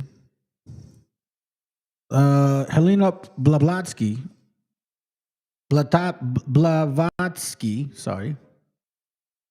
was a Luciferian. Okay? This chapter focused on Helena Petrovna Blavatsky, the secret doctrine. As the chief ideologist of Theosophical Society, was the first person to present a positive understanding of Satan, the positive understanding of Satan. So when you push this New Atlantis shit, you're pushing Satan concepts, whatever you believe that is. Maybe you believe Satan is fucking, you know, your God, and you're all seeing eye. Maybe that's what Colombianos is about, bro. Maybe Colombianos, like, seriously, you know, knows that this guy Satan is his Lord and Savior, his anointed one, like Ezekiel 28 talks about. An anointed cherub. She argues that Satan or Lucifer or the devil, as she often uses the names interchangeably, brought humankind spiritual wisdom by offering us the forbidden fruit from the tree of knowledge of the Garden of Eden. Now, I picked this link because it was supposed to have Atlantis in there. Did they block me? They did. Oh, you do not currently have this chapter. Oh, they changed it on me, fuckers. Wow, that's crazy, man. Maybe they know I'm onto something. I don't know. Who knows? But you guys still believe it, though.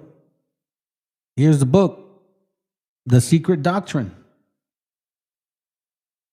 So now let's consider going to Atlantis. Atlantis, you see that? So let's go to the beginning.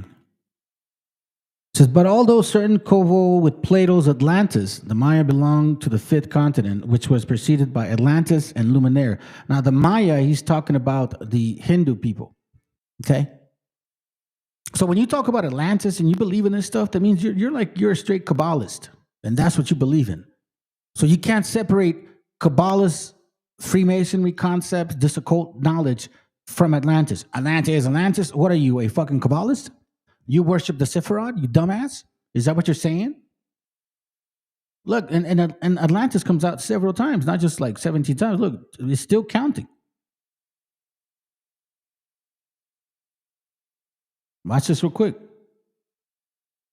The Maya is evident since no Sanskritist among Europeans can tell where that locality of Romakapura was, except indeed that it was somewhere in the West. Anyhow, as no member of Asiatic society or Western Orientalist will ever listen to a Brahmanical teaching, it is useless to take objection of European Orientalists into consideration.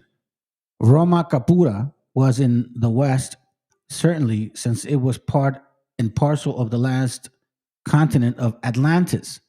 And it is equally certain that it is Atlantis, which is assigned in the Hindu Puranas as the birth of Asura Maya, as great a magician as he was astrologer and astronomer. Okay? So now let me show you something, family. I'm gonna really put a lot of people to the test. You know what I'm saying? We'll put a lot of people to the test because, like, you know, there's people out here, which I appreciate what they do. You know, they push a lot of music now, and you know what I'm saying? You got your channel, bro, you're growing. But in your music, you're like, I'm not a Hebrew, I'm not this, I'm not that. Okay. All right. Okay. Now, you guys believe that we just came out of nowhere and shit. Like, you think that we're always here and then that's it. This is from the mysteries of the Mexican pyramids. And we see certain pictures of certain ways of people being a certain, you know, like acting a certain way, right? Like wearing clothes like this and shit. Right? Here in 5054, in the manuscript written in Quechua in 5054 by several Maya Indians, we just read about Mayas, right? Its Spanish translators, Padre Dionisio Jose Chanoy, had to say it is supposed in the manuscripts that the three great Quechua nations mentioned in particular are descendants of the 10 tribes of the kingdom of Israel. Now, I know you guys want to hear that. I know. I'm not a Hebrew. I'm a native. Yeah, you're scholarly. You got some scholarly stuff behind you. I get it. But you still got to answer to this shit right here. The similarities between us and the people over there. And you know what? Like, I got my DNA to prove that I am been here a long time and that we originated from over there. Explain that. Cabrera adds that Amaguamecan was the province of Chiapas where the Indians carefully preserved the remembrance of their origin and of their ancestors' early progress from the voluntary and enforced abandonment of the Palestine on the angers of the Hebrews. Now, you're like, that's, you know, whatever. It don't matter to me. You know what I'm saying? Whatever. Okay. Now, you guys are very familiar with this shit. Los voladores, right? Los voladores. Okay. What other nation of people in the entire world do this right here? Who are you? Anyone? Okay. So here we see the church. I'm sorry, the churuk. So look at this. What is that? What the hell? Bro, those look like voladores. Like these guys right here, right? Así igualitos, güey. Like totally the same. Now, in case you don't know this, no, you probably don't. What do you think these people are? Where do you think these people are from? What does that look like? Well, what do they look like?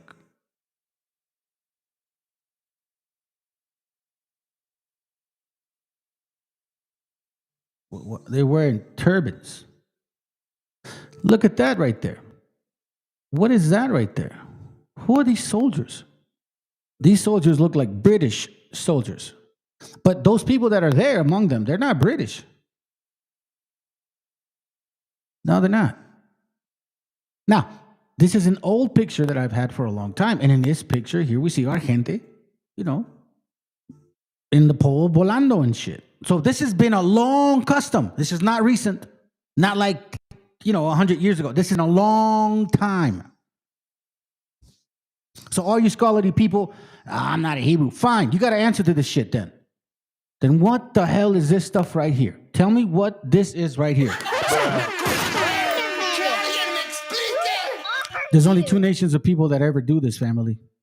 People from India and people from over here.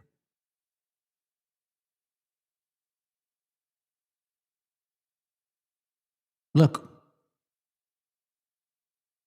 To this day. Look. 4. And he's sitting on a square.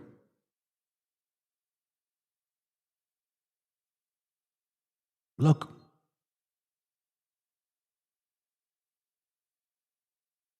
All right, now, how can two nations from two entirely different continents, who, by the way, are called Indians,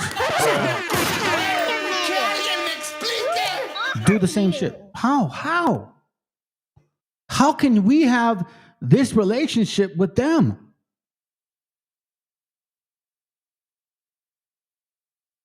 So here we go right here. Look. How in the world can we have a similarity to them? Hey, how you doing, sis? Good to have you here. What up, sis? Good to have you here. Elishiva. Hope you and your family are well, sis. You too, D. You too, D. Thank you for being here. So we're seeing now similarities in like voladores, bro. Now, these guys are from the Middle East. South Asia, okay? These guys are from here, in Mexico. Right here.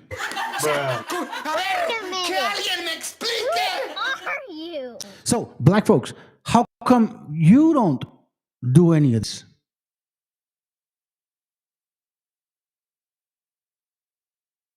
Here we see the swastika, the concept of where it comes from.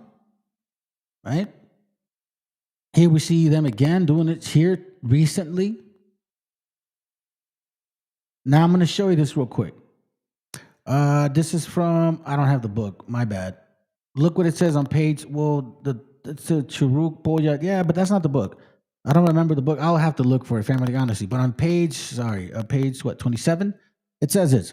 A little further on where the 3 swinging posts erected in this fashion, a post some 30 feet in height was crossed at the top by horizontal bamboo, from one end of which a man was swinging, suspended by a rope. From the other end, another rope was fastened to the horizontal pole below, which was turned by the men running around like horses in the mill. The man swung in a circle perhaps 30 feet diameter, supported by 4 iron hooks, 2 through the flesh of his back, which our gente don't do that, but they do that over there, and 2 in that of his chest. Now, keep in mind, family, there's no other nation of people that does this in the world, and only us and them. This is from Who Discovered America, page 15. It is still preserved in India in the ceremony of swinging the young sun god in August. Check this out. This is fire. Also in Dakota, swinging penance is exactly like that annual performance in the Bengal by the devotees. Dakota, North America. The voladores in Mexico do this. The people in Dakota were doing this. Swinging penance exactly like that annual performance performed by the Bengal by the devotees, who swung themselves on hooks on the Charak Puja, while the preparations for cutting down the mystery tree are very like those observed in the Chota Nagpur. In cutting down a Kuram tree, Naudea parvifolia, at the barley festival in August. And in both cases, those who cut the tree must fast. In all but utterly impossible that these particular forms of swinging penance should have originated independently, both among the Bengalas and the Dakotas. Very true. There's no way that people from somewhere or another place and people from another fucking continent, they're like thinking the same thing, like, hey, why don't we swing around the pole? And that's how we, show penance and shit. Like, no, it doesn't happen. That means it was originated at one point. Now, I'm going to show you something. I'm going to show you something real quick. Okay? Because this is something I shared with y'all way back before. And I believe it's on page 55, if I'm not mistaken. This is from the description of the Indies in 1620. Okay? And on page, well, they don't go by pages, but on page 21 or section 55, he says this. Ezra says that at the close of his extended journey, they colonized and lived in that region, which is called Arsur. He's talking about the 10 tribes. That very learned Arthur Generbrald, in his book 1 of his chronology, states that Arsurit is the extreme point of Great Tartary, or Scythia. That is a cape or promontory, that is a cape or promontory, which is the boundary or landmark dividing the old world from the new world, above the Straits of Anian. And this is like in Russia and Alaska. Okay, that's what it was called, Straits of Anian. Now they call it, fuck, I don't know what they call it now. But that's what they used to call it. Okay, it says near which they crossed from that country to the New Spain. So they're saying that this is how the 10 tribes moved.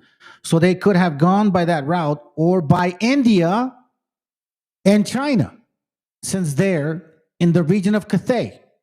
The people inhabiting that country keep the Old Testament and the law of Moses, although with many superstitions besides. So here we see that these 10 tribes would have passed through India and China. So now, if we see a similarity of the people here swinging around the post like the people over there in India, and here in the Bible it says that, people in India were keeping the commandments, and here in the Bible it says that, these 10 tribes passed through there, more likely. Why? How is there any other way to have similar customs than other people by possibly being part of that migration? I mean, other than being part of that migration? Although with many superstitions besides. This is a full and sufficient proof that members of the 10 tribes passed through there and settled there, since that is clear from their observation of the law, and from there they could easily cross the straits or channels which lie between China and the kingdom of Anian, which is the Americas, as may be seen on the globes or maps. And from the kingdom of Anian, they went on exploring and colonizing those countries of the New World never before seen or settled by human beings. So when we talk about the possibility, it says here, and when the numerous other coincidences between the Hindu, Chinese, Japanese, and the American myth and ritual, especially the measurements of time, both in India and America, by the Pleiades, Orion, which is in the Bible, that's in Job 38, I believe, or 32. The pole star, the great bear, which means the cosmos, which means the horoscopes, are also taken into account. I cannot see how it is impossible to doubt the connection.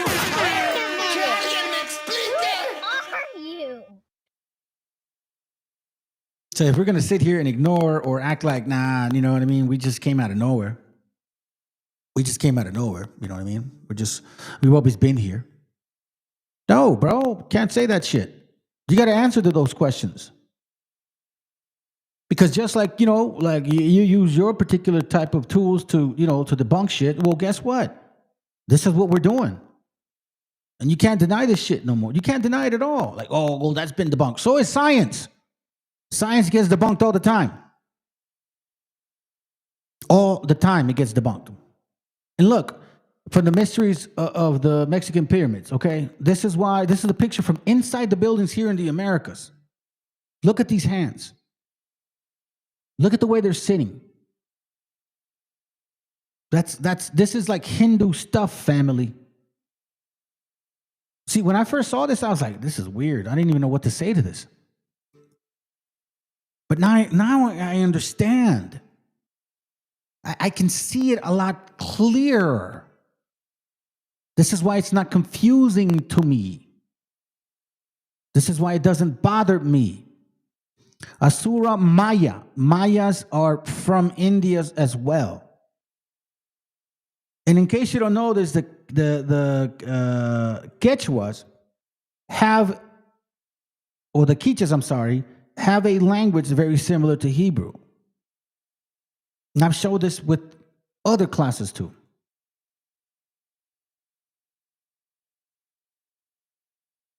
So again, when we look at people in particular cults claiming that they know certain things, pushing the concept of Atlantis, as if we were never here, fam. Like we were never here. By them claiming this shit here, that means that we were never here. Okay? Because they don't consider us inhabitants. They consider us a mixture of people. And you know that.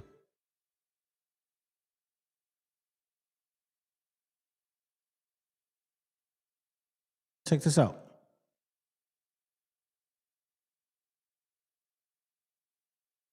They're spawning again. A man wearing a Crusader outfit with the Jerusalem cross is standing here in opposition to the pro-Hamas crowd. Yep. I used to have that hat too, with that helmet. So yeah, they're respawning. It's going even farther than that. This is what's really crazy. Blackwater founder Eric Prince has asked Pope Leo to fund his private army to protect Christians in Nigeria. Bro, they're trying to run it back. Straight up, they're trying to run it all the way back. Yep. God wills it. Yeah, they're bringing the whole thing back. I can't believe it. The Templars are coming back. People are going insane. That's why I wanted to show that. Y'all going crazy. You're going crazy. And it's part of the plan. Check this out. Oh my God. You keep showing up over here. So, again, I always go back to these old things. Like I've asked you about your diet. I've asked you about, the doctrines, the Christianity concept here. How come you don't express that? How come you don't know any of that? These are old pictures. And you got some morenos trying to use them and shit. And it's fucking stupid that they would even do that. It's kind of silly to me, bro. Now they're trying to run with something like this.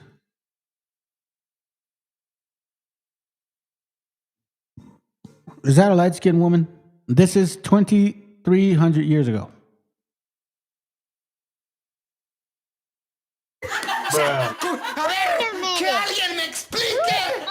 Is she black? She look like an African American? No. So see, this is why, family, when these people came to this continent, they made us believe that we got light skin because of them. No, we were light skin, dark skin already. We had a variety of that skin tone like we do today. Are you telling me she looks African American, bro? You guys always make fun of our body structure. Like, she don't look like she has a body of an African woman. Where's the elongated head? Where's the big lips? Where's the flat nose? Huh? Where's the dark skin? Where's your muscular shape?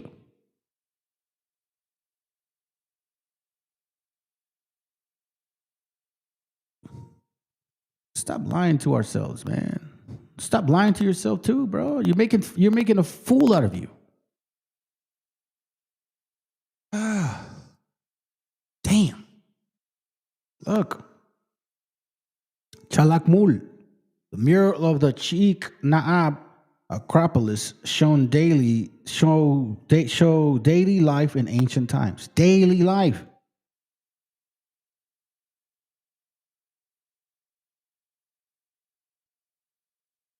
That guy's dark skinned, but look, is he shaped like no? I've never seen black people with a flat forehead like that. Come on, bro, stop it. Now you're gonna try to be that. Now all of a sudden, you don't care about your phenotype and shit. You fucking love your phenotype. Now all of a sudden, you don't care about it. Shut your ass up. Live with it, bro. If you guys are Canaanites, you just live with it, man. It's just very simple. It's not complicated. Look at that. Come on, friend.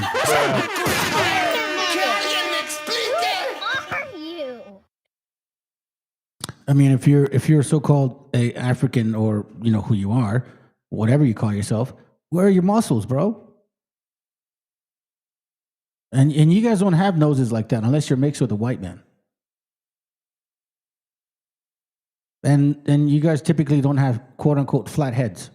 They're elongated. You know what I mean? Like a tube and shit. All of a sudden now you don't give a fuck about that. Look, we are the fastest, strongest, you know what I'm saying, most physical. How come you don't fight about that here? Oh, that's right. Because it's not part of the narrative at the moment.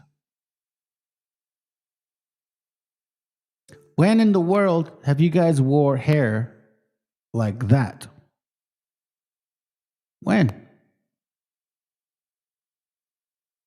We wear hair, hats like that, I'm sorry. We wear hats like that. When have you guys?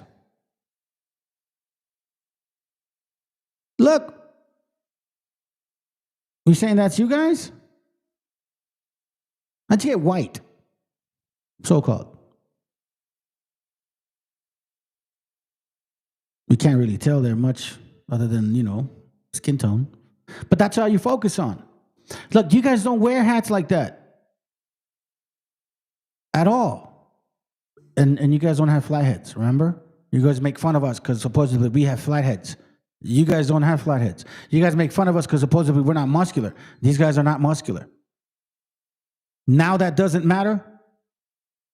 Oh, and by the way, I've never seen any of you, none of you, in no picture, ever, whatsoever, to this very day, even till now in the Americas, ever walk around and carrying stuff like this. We have been carrying stuff like this for a long time.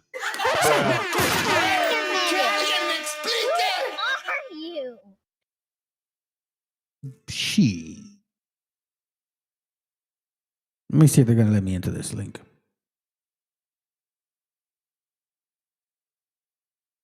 Stop lying, man. Nobody likes liars.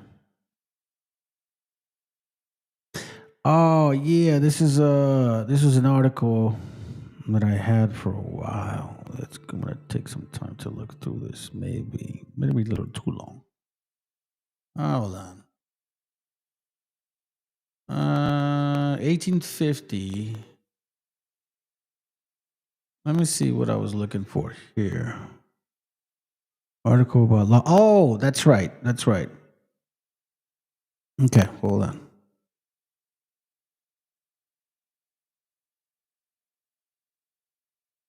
Watch this real quick.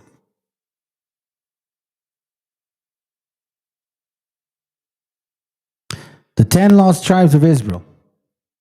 Major Noah. An article in 1850.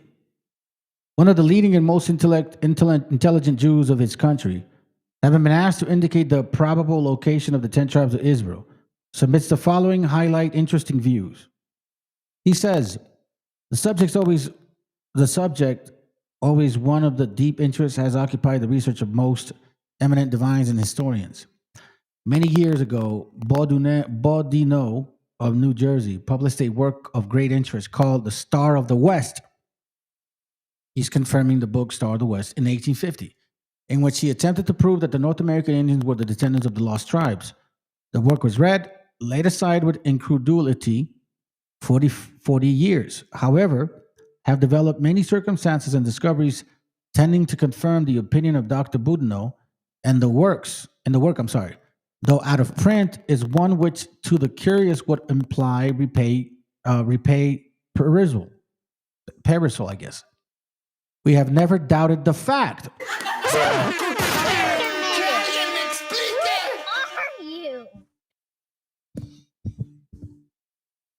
We have never doubted the fact. 9.5 tribes were carried captive from Samaria. 2.5 Judah, Benjamin, and half of Manasseh remain in Judea, or in the Transjordan cities, and the latter constitute the 8 million of the existing nation. All that we know of the route is taken is from the second Esdras, in a apocryphal book, but one of great antiquity and one entitled to respect. The notice runs thus: whereas thou sawest another peaceable multitude, these are the 10 tribes which were carried away prisoners out of their own land in the time of Hosea, whom Salmanassar, king of Assyria, led away captive, and he carried them over the water, so they came into another land. They took the counsel and among themselves that they would leave the multitude of the heathen and go into a further country where never mankind dwelt. As you know from me showing you, there were so many religions back then. Remember? Mithra, starting with one, Hinduism. I mean, like, there were so many religions. Remember, keep in mind, that's what they're like, bro, we can't be around here. These guys believe in all kinds of crazy shit, so let's leave, which they never kept in their own land, Assyria. And there was a great way to go, namely 1.5 years. They marched towards the northeast of Asia. Hold on.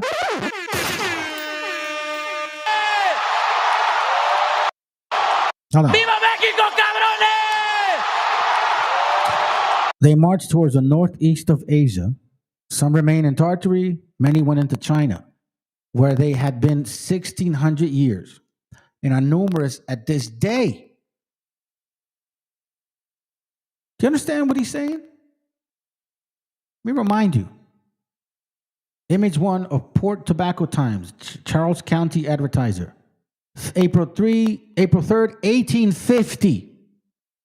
Here they're admitting that you natives, and they know that you guys are from the 10 tribes. Here, let me hear this one. 10 commandments, but broke every scroll. I recorded that on purpose. Listen. But where's your moral code? Where's your...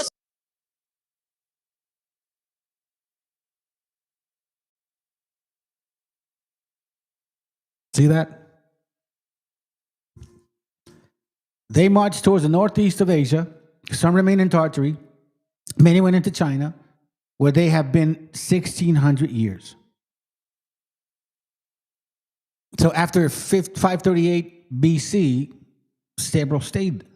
The main body crossed at the Bering Straits, the Straits of Anian, like we read in the other books, to our continent. The more hardy keeping to the north, Hudson Bay and Greenland, meaning, like up north. The more cultivated pressed down on the shores of the Pacific, through California to Central America and Peru. And there they met their old enemy, the Phoenicians, supposedly the Canaanites. You see how they bring in this up, right? Who, having discovered the country 500 years previously, that's gonna hurt! This is where they get the concept of Plato and Diodorus. You see what I'm talking about? You see how they're blending these two things in. Who, having discovered the country 500 years previously, had formed colonies, built the city of Palenque, the pyramids, like those who had erected in Egypt and Cholula. And now he's claiming that we showed up and that these guys were already here. Together with hieroglyphics, zodiacs, temples, military roads, blah, blah, blah, blah, aqueducts, viaducts, all this stuff, right? Then it says, and proving that they were built and settled by those who had erected Tyre, Babylon, and Carthage. But didn't we read even Diodorus Siculus in 60 BC had been aware that these guys never came? But he created this story. When the tribes of Israel encountered their old enemy, they fell upon and destroyed them a second time. So this basically says that when we supposedly showed up, we destroyed the Canaanites, who the Negros claim to be. You are claiming to be Canaan, and you don't even realize you're claiming to be Canaan. When the tribe of Israel encountered their old enemy, they fell upon them and destroyed them the second time. And when Columbus discovered the country, he found the various tribes of Indians whose origin was unknown. These are the missing tribes, and this is the opinion of Adair, Heckwelder, Charlevoix, Mackenzie, Bertrand, Smith, Beltrame, Pendleton, I believe, Manasseh Ben Israel, the Earl of Crawford, Lopez de Gamara, Acosta, Major Long, Malvenda, Boudinot, and all eminent writers and travelers. We trace the march of the tribes through Asia to this continent. After 800 years, we find that the red men of America bearing strongest mark of Asiatic origin, that doesn't just mean China and shit, it's also the Middle East, by the way, divided into 300 different nations, remarkable for their intellectual superiority, their bravery in war, their faith in peace, and identity, and identify them to be the descendants of the lost tribes by following religious rites, particular to all of our Indians and to all the Israelites. This is an article in April of 1850. Yeah, there's some blurry shit with the whole Canaanite concept, right? But here we see that our people were doing these things. The belief in one God, in the computation of time by ceremonies of the new moon, the division of the year in 4 seasons, in their erection of a temple, having an ark of the covenant, and also the erection of an altar, by the division of nations into tribes, which is a chief and general sachem of their head. Hey, by the way, this is going on where he's at. Like, he's talking about it because he sees it right then and there. These aren't Negroes. These aren't Negroes. These aren't Negroes. These aren't Negroes. These are not African Americans. This is not Africans. These are our people. By their law or sacrifice, ablutions, I believe, marriages, ceremonies, and war and peace, prohibition of eating certain things, by traditions, history, character, appearance, affinity of their language to the Hebrews. See the language, the similarity, the pronunciation, and finally by the everlasting covenant of the heirship exhibited in a perpetual transmission of its seal in the flesh, a custom only of the late relinquished. All the Indians on the American continent, from Labrador to Cape Horn, are descendants of the tribes which are, as Ezra says, went into a further country. Boom.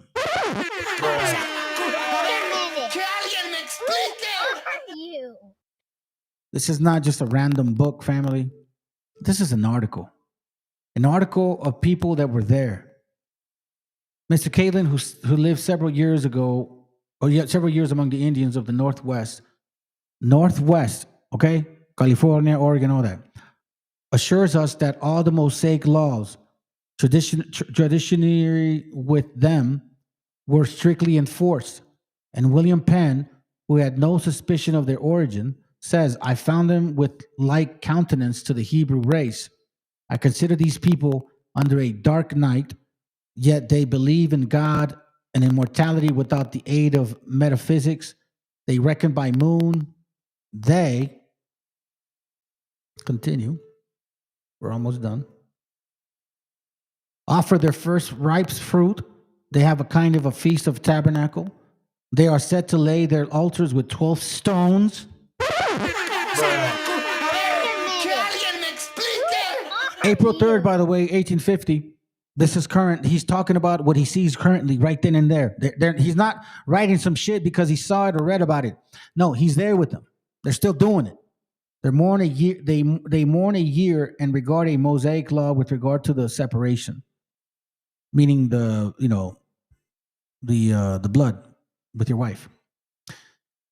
These are the missing but never the lost tribes of Israel. They resided in California when the ships of Solomon made their 3-year voyage and furnished the gold of Ophir for building the temple. They reside there still. The settlers are proprietors of Mexico, Peru, the whole of the America. They had been here centuries before the advent of Christianity and patiently await the promise of redemption. Now, I'm going to say this. In my DNA, this is who I am, Mexican and Peruvian. And as far as the Ophir, this land has been considered the Ophir for a long time. I shared this map with you guys before. I'll do it quickly. Japhet is numbered in numeric in Roman numbers. Japhet is categorized in Roman numbers.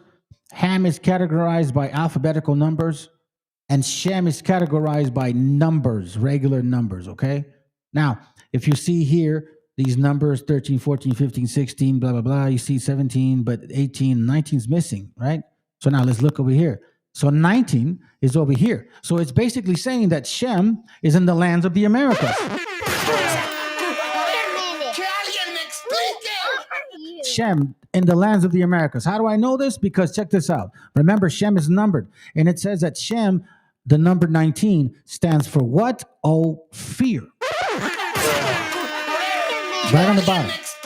Right there on the bottom. Right there on the bottom, right there.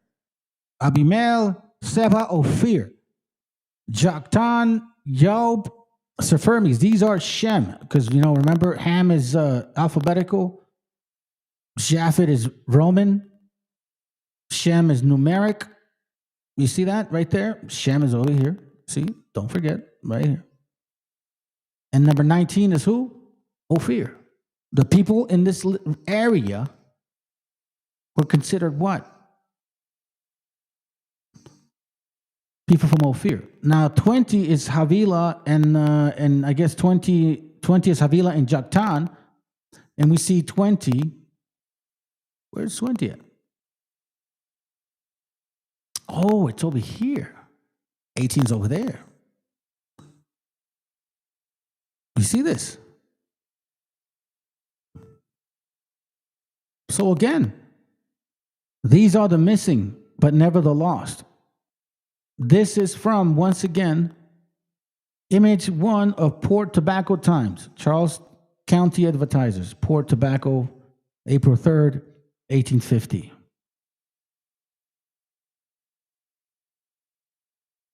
I love my heritage. I love my people. I love who we are. I love everything. In the years after the frontier wars. And sometimes I get saddened because, misunderstandings divide us from actually coming together to understand who we are. You know what I'm saying? That's what I do dislike. But hey, man, I guess we have to continue the fight.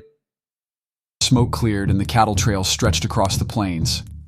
A new kind of rider appeared, the Native American cowboy. By the 1880s, as many as 1 in 4 cowboys on the Great Plains and in the Southwest were native. Comanche, Kiowa, Apache, Lakota, Navajo are just a few of the tribes who traded the war trail for the open range. They were born to the horse. Long before ranching came west, their people had mastered horsemanship, riding without saddles, reading the land, and moving herds by instinct, not force. Ranchers valued them for that quiet skill. Some worked the big spreads in Texas and Oklahoma. Others drove cattle north through Montana. And some took their lives in their hands breaking wild broncs for just a few dollars a day. Join us at Wild West Faces for more. See, we must remember these things, fam. We have to, man. This is our family, because guess what? Our family right now, not all of us, but some of us, specifically me, thank God, not specifically my family, but our people are seeing this shit. In the life of a daughter with immigrant parents who are now in hiding. This morning I had to wash my parents' clothes. This is it. While washing, I ran to the store because I just came back from out of town and their fridge was empty, which truly broke my heart that they can't get groceries because they're afraid. But here I am again, getting more groceries, carrying it all by myself, which I used to do with my dad. This is the lunch I made.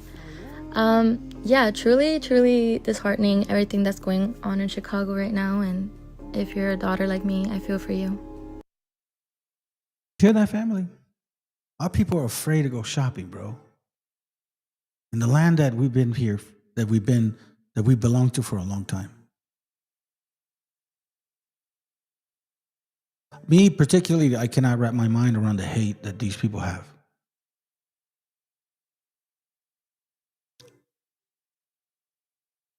Unfortunately, they've reminded me that vengeance sometimes does feel good. I hate to see this shit, man. Day in the life of a daughter with immigrant parents who are now in hiding. This morning I had to wash my parents' clothes. This is it.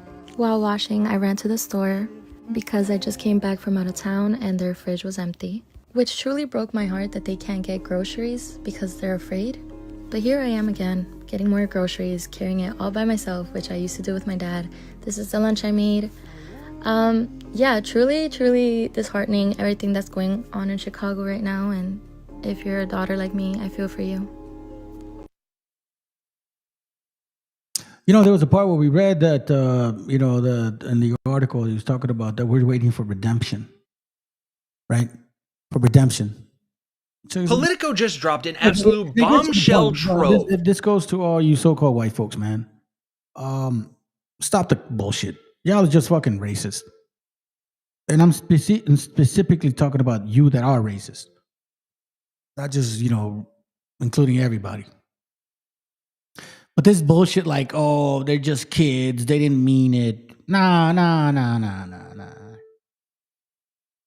This is clearly showing that all the laws that you're passing has nothing to do with diplomacy or politics or democracy. It has to do with superiority and supremacy and insecurity, because you feel like you're better than other people. And in reality, what you're doing is you're showing that you're weak compared to us, which is why you say and do what you do. And you guys hide it and want to act like, oh, it's no big deal. But they're just kids. Kids, 40-year-old kids saying this shit, bro. Of leaked Telegram messages from young Republican leaders. And as unsurprising as this may be, the contents of these damning messages essentially amount to this. Springtime for Hitler and Germany. Don't be stupid, be a smarty. Come and join the Nazi party. I wish I was kidding. The title of this article is I Love Hitler, Leaked Messages Expose Young Republicans' Racist Chat. And while I'm sure we've all said off-colored things we wouldn't want exposed in private. Kids, they got beards and shit. Those are kids, bro? Look at these fat fuckers, bro.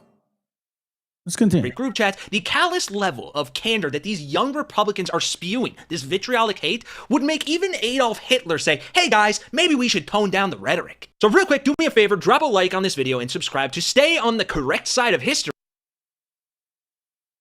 and to help us get this video seen by more people so we can expose these young Republicans for who they truly are, dismantle their hypocritical whining about the hateful, Care about the political part. Okay, let's just listen to this.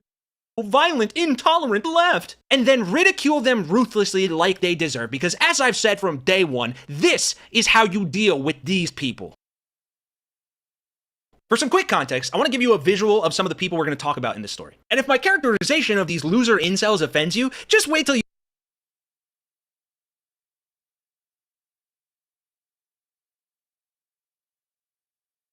you hear what they have to say. This Donald Trump-sized red-cheeked turd right here, his name is Bobby Walker. He was the vice chair of the New York State Young Republicans at the time. This tub of lard, whose skin color alone could likely get him sent to Alligator Alcatraz, is Peter Junta, who at the time was the chair of the New York State Young Republicans. This fat fuck who would be kicked out of the army by Pete Hegseth is William Hendricks, the Kansas Young Republicans vice chair who seems to think he's able to use the N-word. Those are just the worst offenders. If there's anyone else that gets mentioned in the story, I'll try to put a picture up of them. Let's dive in. I'd say good thing they're all public figures, but frankly, I don't see Republicans getting mad enough about this to get these people fired from their jobs. Leaders of young Republican groups throughout the country worried what would happen if their Telegram chat ever got leaked, but they kept typing anyway. They referred to black people as monkeys and, quote, the watermelon people, and mused about putting their political opponents in gas chambers. They talked about raping their enemies and driving them to suicide, and lauded Republicans who they believed support slavery. William Hendricks, the Kansas Young Republicans vice chair, used the words N-I-G-G-A and N-I-G-G-U-H, variations of the racial slur, more than a dozen times in the chat. Bobby Walker, the vice chair of the New York State Young Republicans at the time, referred to the R-word as epic. Peter Giunta, I hope I butchered your stupid fucking name, who at the time was chair of the same organization, wrote a message sent in June that, quote, everyone that votes no is going to the gas chamber. Giunta was referring to an upcoming vote on whether he should become chair of the Young Republican National Federation,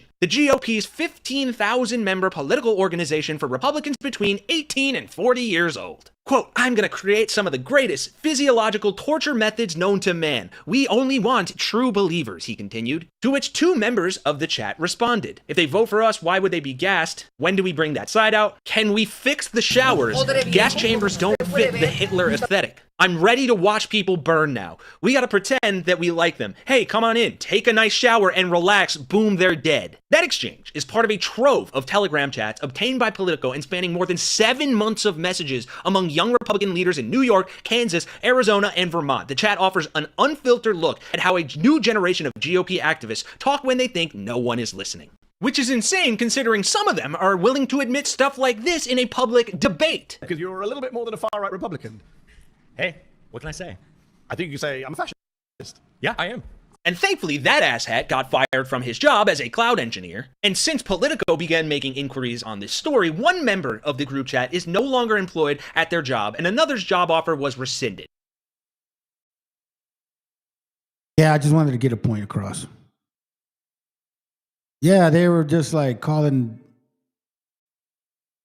Because that's what I said, bro. Stop lying. Like, oh, no, you guys are snowflakes. Oh, my God. Bro, you guys are just racist and shit. It's just straight up. You don't like people of color. You don't like brown people. You don't like black people. It's not about democracy or ethics. It's not about equality. It's not about let's all have the same rights. No. It's about the fact that white people just do not like the fact that they suck at a lot of shit that they do. And that other nations just are just better than them. And that's a fact. Let's go. Anything to do with the chat members' language. Even if that's true, so then you're saying, because, let's say this guy's a leftist, even if that's true, does that make it okay for the sitting president of the United States to incite violence against liberals? The President of the United States has not accepted violence against liberals. The President of the United States made a joke at the Charlie Kirk Memorial, which was funny and self-deprecating. He did not hate his opponents. He wanted the best for them. That's where I disagreed with Charlie. I hate my opponent, and I don't want the best for them. I'm sorry. I am sorry, Erica. Writing only an activist, left-wing reporter would desperately... So, yeah, fam. That's all I got. Hope it was edifying, man. I hope it was clear. I hope you guys appreciate it. I hope you guys can look into these, links and materials that I show you. This is a powerful one.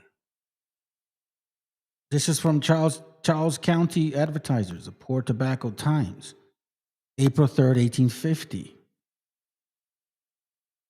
Literally, it's literally telling you the 10 lost tribes of Israel is you indigenous brothers and sisters here. And I know there's other people that don't believe it, like, yeah, whatever, we've been here, science says, no, shut up. Because guess what? How did we get here then? You saying we just like came out of the ground? Like mushrooms and shit? So like you take part of science, valid, but then not all of it? Like, no, you can't do that. And I'm saying this, since 2022, I've had this channel, and I've never balked from this here. We weren't all dark-skinned people. And the reason why you have to wrap your mind around that concept is because of this beautiful image right here. This is beautiful, man. Guess why? Because when they make you believe that you're a mixture of something, then they make you believe that you're the root of nothing. Look at those beautiful pictures, bro. Look at that right there.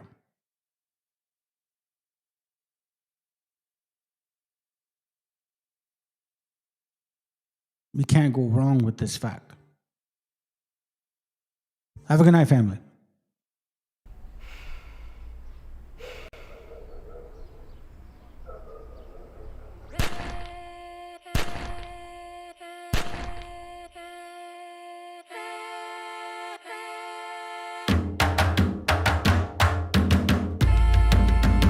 Estamos aquí, oye, que estamos aquí. Mírame, estamos aquí.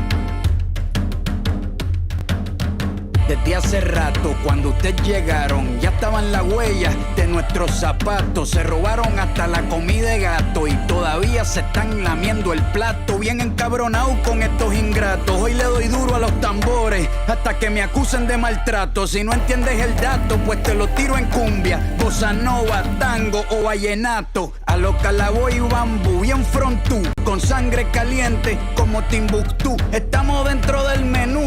Tupac se llama Tupac por Tupac Amaru del Perú. América no es solo USA, papá. Esto es desde Tierra del Fuego hasta Canadá. Hay que ser bien bruto, bien hueco. Es como decir que África es solo Marruecos. Estos canallas se les olvidó que el calendario que usan se lo inventaron los mayas con la Valdivia precolombina. Desde hace tiempo, este continente camina, pero ni con toda la marina pueden sacar de la vitrina la peste campesina. Esto va para el capataz de la empresa. El machete no es solo para cortar caña, también es para cortar cabeza. Aquí estamos, siempre estamos, no nos fuimos, no nos vamos. Aquí estamos pa' que te recuerdes. Si quieres mi machete te muerde. Aquí estamos, siempre estamos, no nos fuimos, no nos vamos. Aquí estamos pa' que te recuerdes. Si quieres mi machete te muerde. Si quieres mi machete te muerde. Si quieres mi machete te muerde. Si quieres mi machete te muerde. Te muerde, te muerde.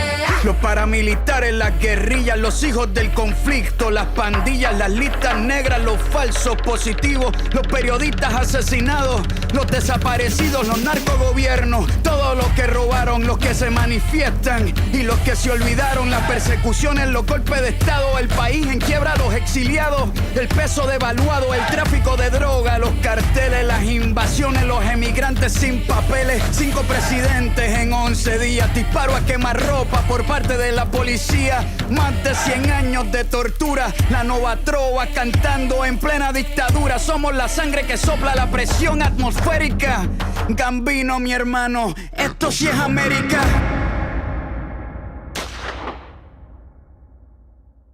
Aquí estamos, siempre estamos, no nos fuimos, no nos vamos.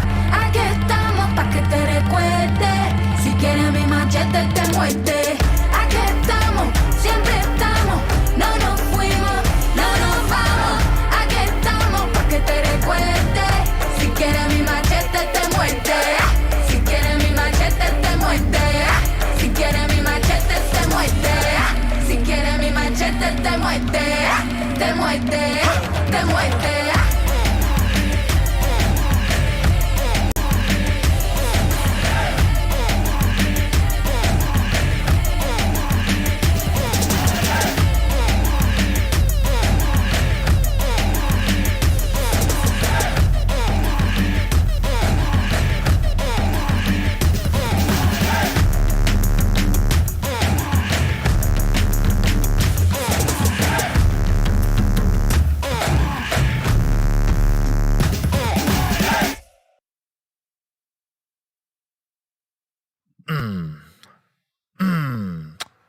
Yeah.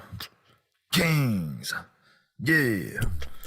Coming straight out of the Nile. I'ma tell you about a great big liar. Yeah, but Egyptians was not white. Them college niggas ain't right. Built the pyramid. Look at them lips. Look at them hips. That booty so round. You know that girl be brown. So you mean that we was like, whoa? We was kings and shit. Boy, you know that it is true. We was kings and shit. Nigga, what you gonna do? Ramses was black. Tutankhamun was black. Y'all know Cleo was black. Who made it into space? Nigga, that was the black race. You're welcome. They're covering it up in the books. Bunch of cracker-ass crooks. Tell it again. You can even go out of Egypt, find out who the real chosen people. Mozart, Beethoven, King George, Vikings. They was all black. We was kings and shit. Boy, you know that it is true. We was kings and shit. Nigga, what you gonna do? So what you saying is like, but what you all talk about is, so you mean that we was like, what?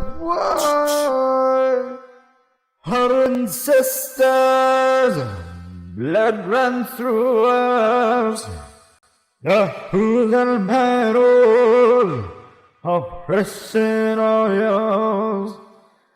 Just remember this one little thing.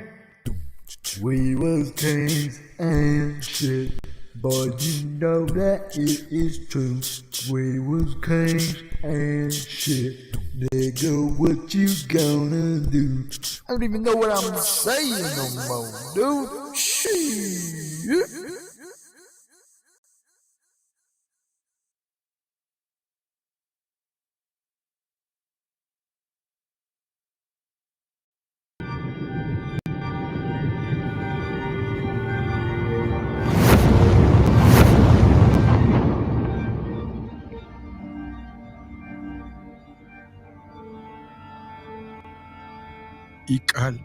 Ical, hijo, abre los ojos,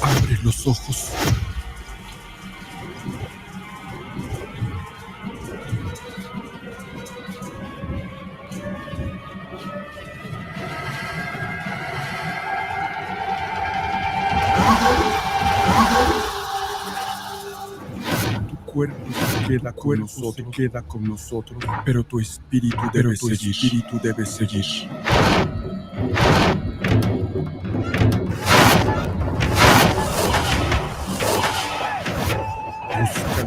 Busca la luz. Aléjate de las sombras. Deja que nuestro dolor sea tu fuerza. Desde aquí iluminamos tu camino.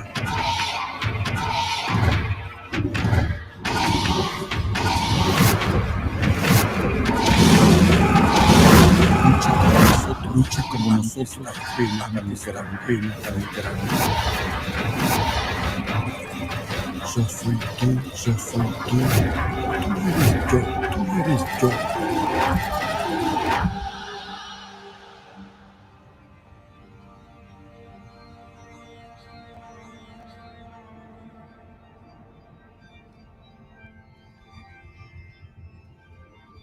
La muerte que hoy nos separa, mañana volverá a unirnos. Eres libre, hijo.